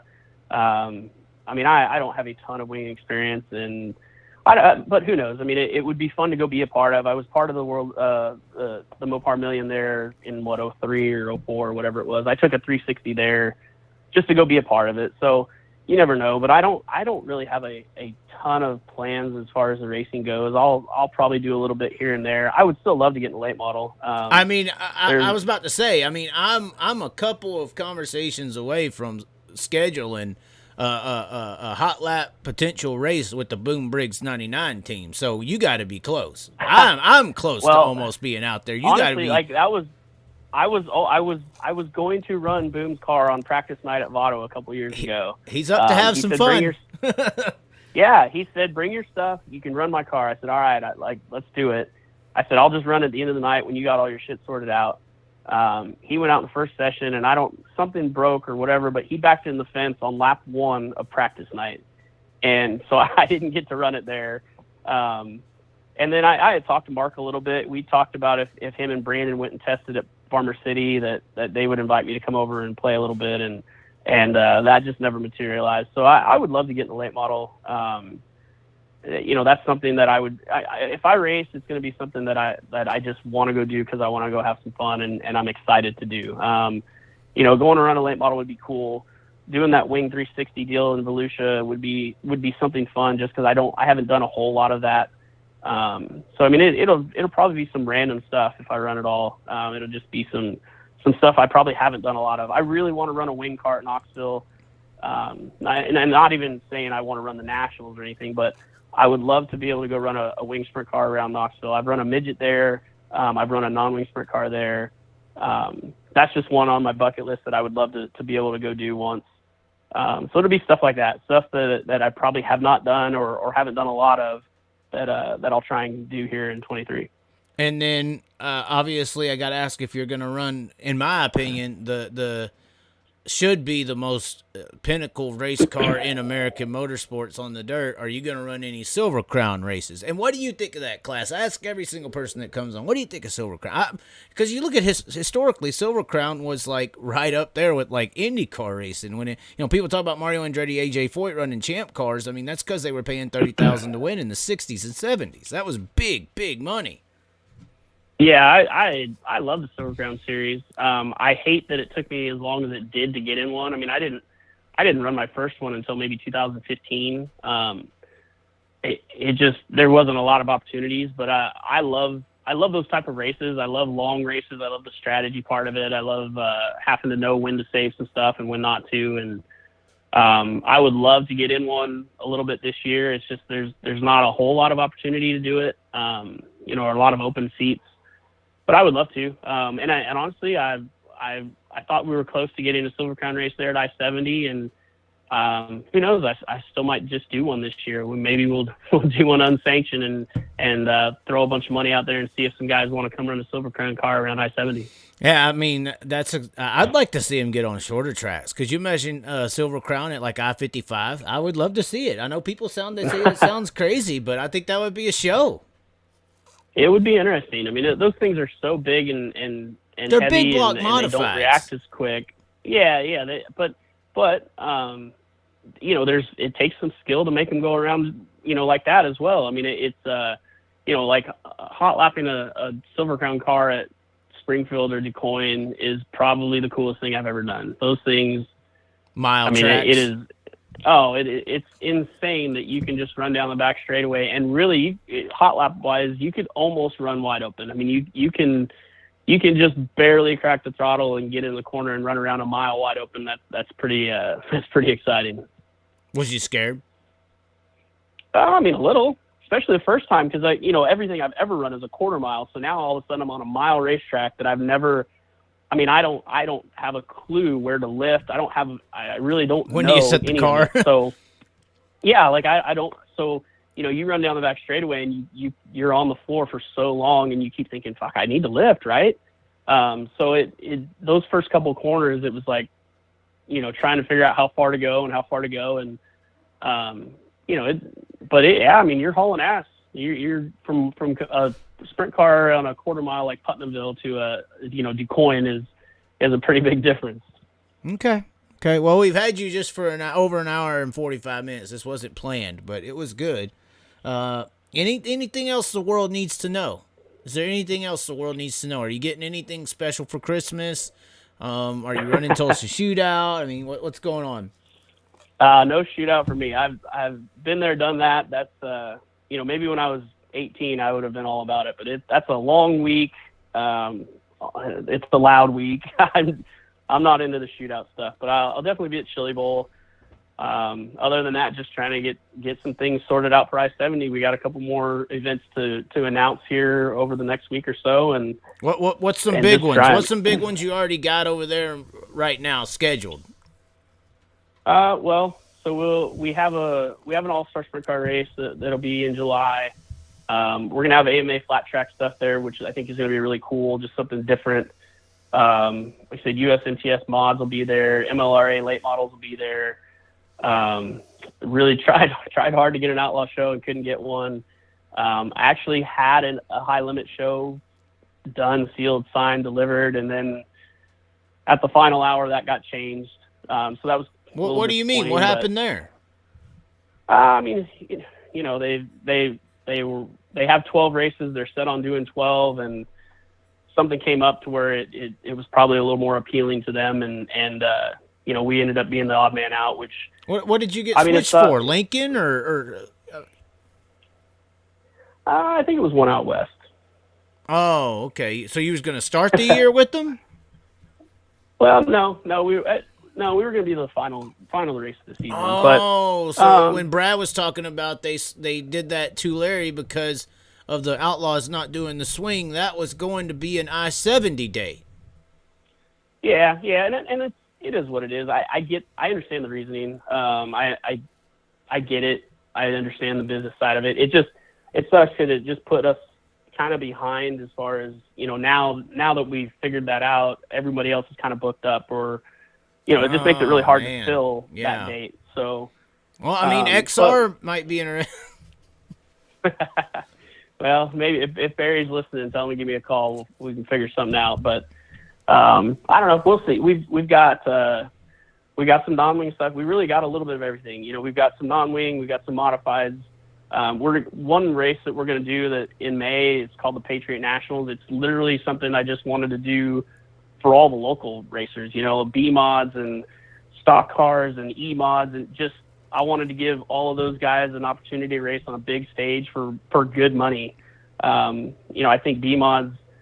I think they run at Lucas Oil Speedway for like $2,000 or something. That's like their big show. So we're going to put one on for them and pay $3,000 and just try and make it a big deal for that type of, the local type racers. So that one's going to be cool because I think it's just something that they'll enjoy and appreciate. And, we're just trying to hit one big one of everything, whether it's a wing sprint car, late models. We're going to monster trucks, like I said, AMA flat track, just a little bit of everything. So obviously that high limit coming off, obviously what is the situation there where was you going to have to pay for the purse? Like, is that what you're saying? You might have the Silver Crown date now and just throw up a bunch of money? Was that how is that even going to work out? That would be something curious to everyone, for everyone to know. Well, if you could even say that, I don't know. Is the purse supposed to be covered by the tracks on these high limit deals, or is it a flow mix, or what's going on? From what we had talked about, it was a partnership, just kind of like what a World of Outlaw race or something like that would be, to where it was a rent-a-track? 50-50. No, it'd be like a partnership between the racetrack and the series, kind of 50-50 type deal, which is kind of standard. I mean, that's a standard deal. There may be some other business models that they're doing with other racetracks. I'm not 100% sure, but it would have been like a 50-50 type thing, and I think it'd have been a good event. But like I said, I get the business side of it, and especially their first year, they've got to do what they can to put the best 12 races together, and it didn't work out. Maybe next year we'll have one or something like that, but it just put us a little behind on the scheduling as far as trying to fill that date. So we'll see. Like I said, maybe a Silver Crown race. I've talked to USAC a little bit, and we were kind of back and forth on that, and there's still a TBA on their schedule that I don't really know what's going to happen with. But, another thing, dirt Silver Crown race cars really can only race about 6 races a year. So maybe there's a spot where you can do a race and let those guys come and have another race for the season, and no points on the line, just go race for some money and put on a show for the guys there, or the fans at I-70. Well, and considering, that would be a really good show, just to see those cars. They ain't really ran non-sanctioned in those vehicles, I don't think, for a very, very long time. The I-70 situation is going to be interesting because you aren't a weekly deal, you're an event deal. I'm assuming you're not going to have no deal with a streaming company for all the races or anything like that, are you? How are you attacking the streaming industry with this whole track promotion deal? Because that seems to be what all track promoters are screaming about. Yeah, I mean, we don't have any sort of deal with anyone, but a lot of that is obviously because we're bringing in series that have their own. So for the most part, I think like the All Stars, for instance, are obviously going to be on Flow. So doing it the way we are, I mean, I don't know that there could be an opportunity for a show or two, maybe to put streaming, do a streaming deal with somebody. But for the most part, I think right now, like most of the series we're bringing in will have some sort of streaming company coming in with it. But it's, like I said, it's not to say that we don't throw a race on here or there that is kind of an unsanctioned or just our own deal, and maybe put some sort of deal together with one of those streaming companies to put that one on. And the flat track is going to be insane. We had a commenter just talking about that. And then I guess now you get introduced to the USMTS crowd too, which is pretty high profile. I mean, we got to see that at Mississippi Thunder where you had Cade Dillard and Ricky Thornton and B. Maines, you know. Yeah, that was the first time I'd really watched or been around a USMTS race there at Mississippi Thunder. But, man, they put on a great show. I mean, it seems like there's a really good following with it, and the racing was really good. So I'm excited about that one. I think that'll be a pretty good hit there for I-70, and it's part of a 3-day weekend in that area. So it should draw some cars, you know, some travelers and stuff like that as well. So that'll be a good one. I'm excited about that one. And are you doing a ARCA dirt race? No, not this year. There was a little bit of conversation with the SRX guys about, you know, inquiring about maybe doing one there. It's way too late in the game to make it happen for this year, but you never know. I think for me, that's the type of stuff we want to do is you know, if we're only going to have 10, I want to make 10 really good ones, you know, something that people just say, we got to go, you know, we got to go see it and go be a part of it. So, and whether that's, like I said, even if it's the local type, you know, modified stock car type deal, trying really hard to make it a big event and make it just something special and you know, not just another Saturday night at the races. We'll try and make it a big deal and you know, give those guys a good stage to put on a show. All right. Well, I guess thanks for calling, and I feel like I've taken way too much of your time. Is it cold where you are? It is stupid cold where I'm at. Yeah. When we got on the phone, I think it was like -6, but felt like -30 or something. So I can't imagine it's gotten any warmer as we've gone. So. Right. I think up here where I'm at, it ain't much different up here where I'm at. It's just as bad over here near the Minnesota border. Well, I was gonna say, you called me from Hollywood, California, or something. I know. I gotta stay secretive. I'm supposed to be right now. Danny Dietrich thinks that I'm Tom Cruise. I have him pranked so hard. It's -5 here, so you're actually warmer than me. Wow, it's crazy. Wow. There you go. Or I'm warmer than you. Sorry about that. Yeah, by a degree. A degree, yes. All right. Well, thanks for calling in. I'm sure we'll have a lot of people. You'll get some people calling you. You're never allowed to talk to them again. I know it's coming, and I guess I can apply for media credentials at I-70. Yeah. You just we don't have a real formal process that you can get denied on or anything. You just shoot me a text and we'll get it set up. So and you're not gonna give Kyle Busch's kid a provisional or anything like that. I'm assuming, right? Nah, I don't see anything like that happening either. Okay. Micros at I-70. Micros at I-70. Well, you bring that up. We've already had some discussions about building a small, you know, a little quarter mile. Oh, hell no. Daytona. Make it the Daytona of micros. Let them go at it, man.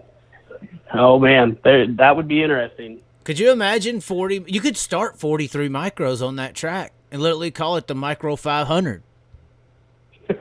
Seriously. Well, seriously. I mean, you're thinking outside the box. That is definitely outside the box. Right. But I will say that everything, there's a possibility for any of it right now. I'm open to all sorts of suggestions. You can make it the Micro 500, and you ain't got to pay them much. You pay $10,000 to win, you'll get 150 of them. You know, you call it the Micro 500, 500,000 feet, so it'll be like 25 laps. You know, or something. You know, somehow make the 500 work, and you could start 43 cars. You could. That'd be scary to watch. That would be scary. I have a helicopter on scene ready to go. Oh God, that's a high bill. Insurance. Bet you've learned about that. Insurance cost. Oh yeah. Is it that insane? I've been curious about this insurance industry with the racetracks.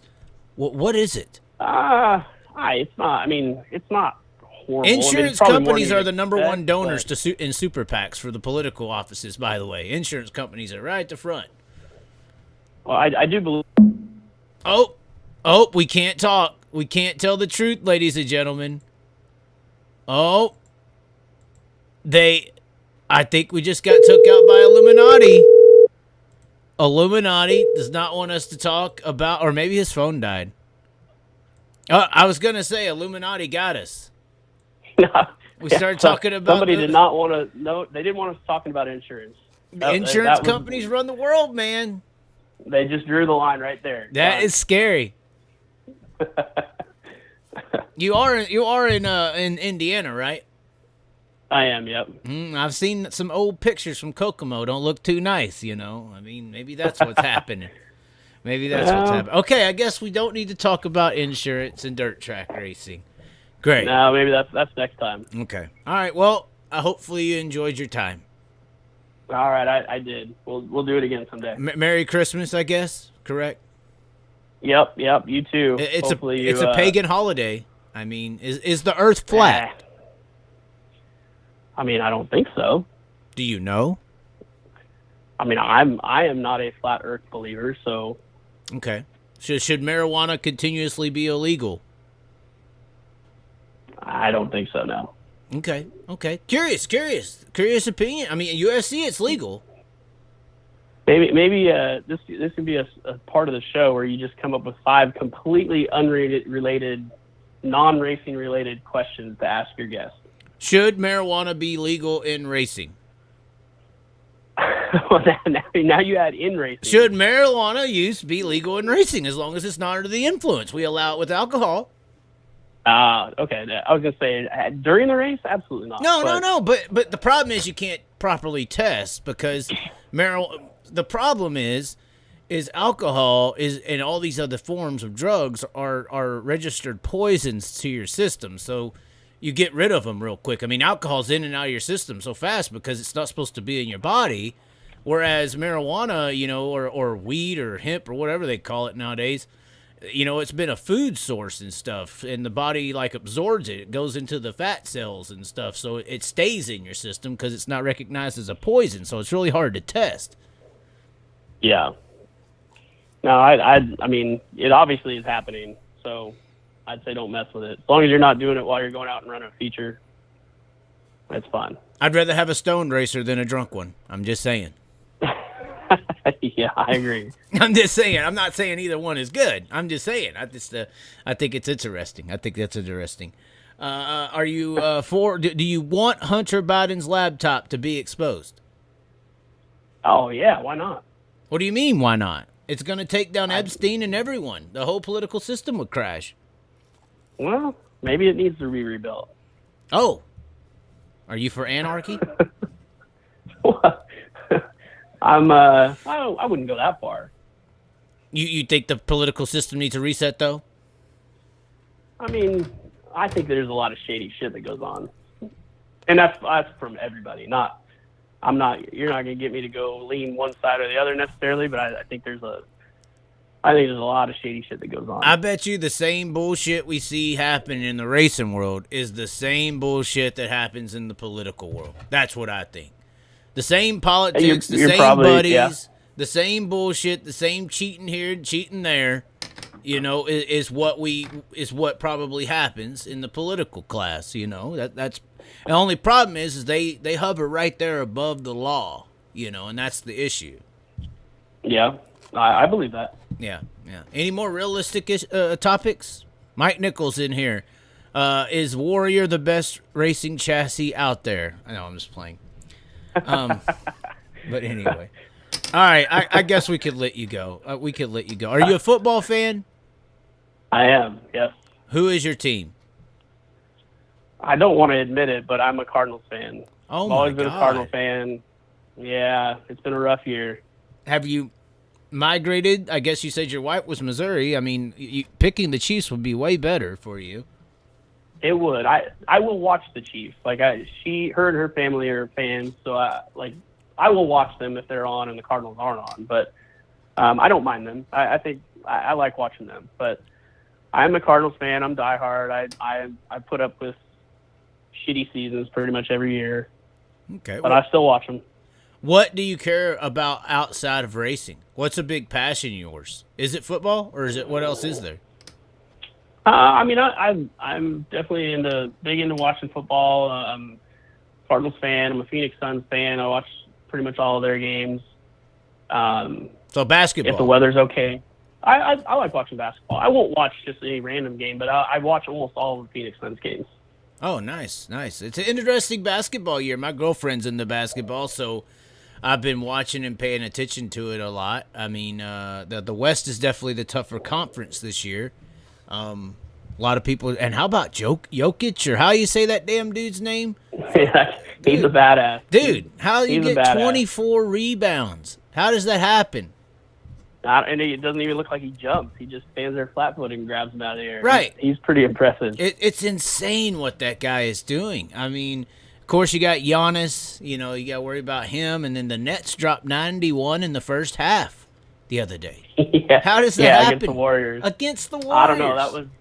That was pretty bad. When I saw that, I was like, that's pretty bad. I mean, I don't know. It seems like right now it's so competitive. It seems like there's at any point someone could get blown out by 30 or 40. It's crazy. Right. We were in Phoenix last week, and me and my family and everybody went and watched the Suns, and they were down by like 26 in the third quarter and came back and won. But it's pretty wild how big of swings there are right now. I mean, it's exciting. I mean, it's fun to watch. Like I said, I've watched the Suns since I was a little kid, and so I enjoy watching that stuff. And if the weather's nice, we'll go play some golf and stuff like that. So that's about it. Golf. I can't get it, man. I don't see the golf thing.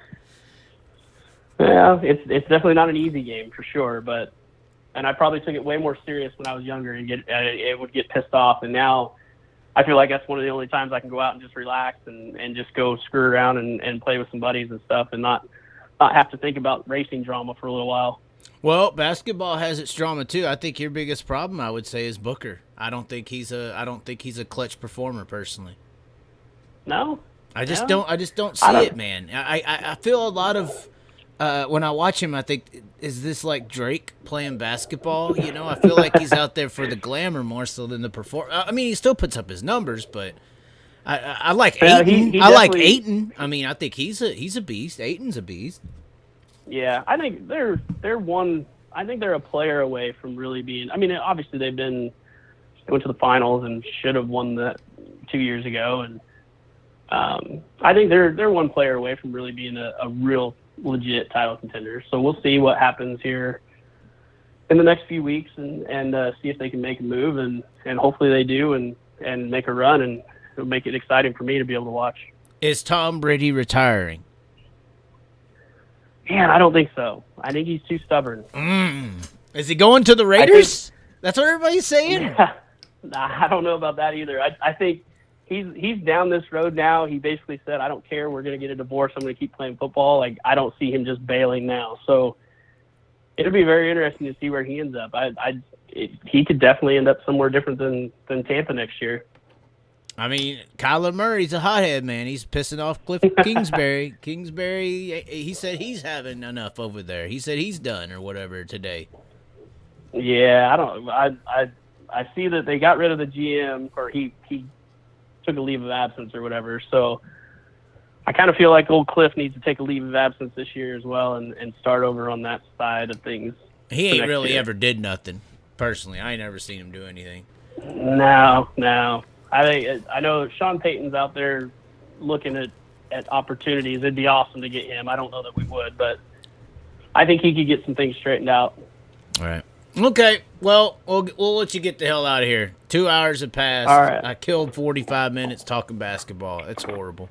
Okay. Well, all right, man. All right. Well, thanks for calling in. Yes, sir. We'll do it again. We'll do it again once we get some time under our belts over the racing season. We'll check in. Probably live in person at that point. That's all right. We can do that. All righty, man. All right, dude. Thank you. Thank you.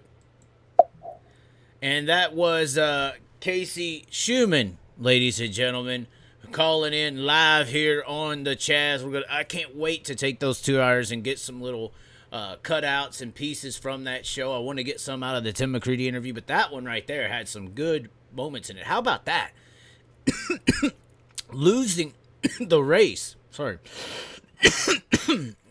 losing a high limit series race over the Tulare situation is what it sounded like to me. And kind of changing everything. Last second move. And when we did our interview with Brad Sweet, he did say last second. That was kind of a last second deal to make that Tulare race because of the Outlaws not doing the West Coast swing in the spring. And we lost the I-70 high limit race. That's very interesting to see how that played out. So definitely want to put that out. Want to put out the great segment we had with him where he talked about Rick, even the tech stuff. How about that crazy tech stuff with the tire doping, the whole losing a friend, a lifetime friend over the situation with the Extreme Sprint Car Series and Volusia.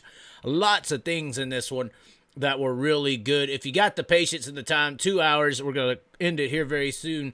2 hours and 10 minutes. Share the video around. Get it out there. Join the channel. I believe there's a little join button down there that helps us get on down the road. Go get a hat for New Year's. We did have somebody, Wyatt, I believe, Wyatt Brown, bought a hat for Christmas.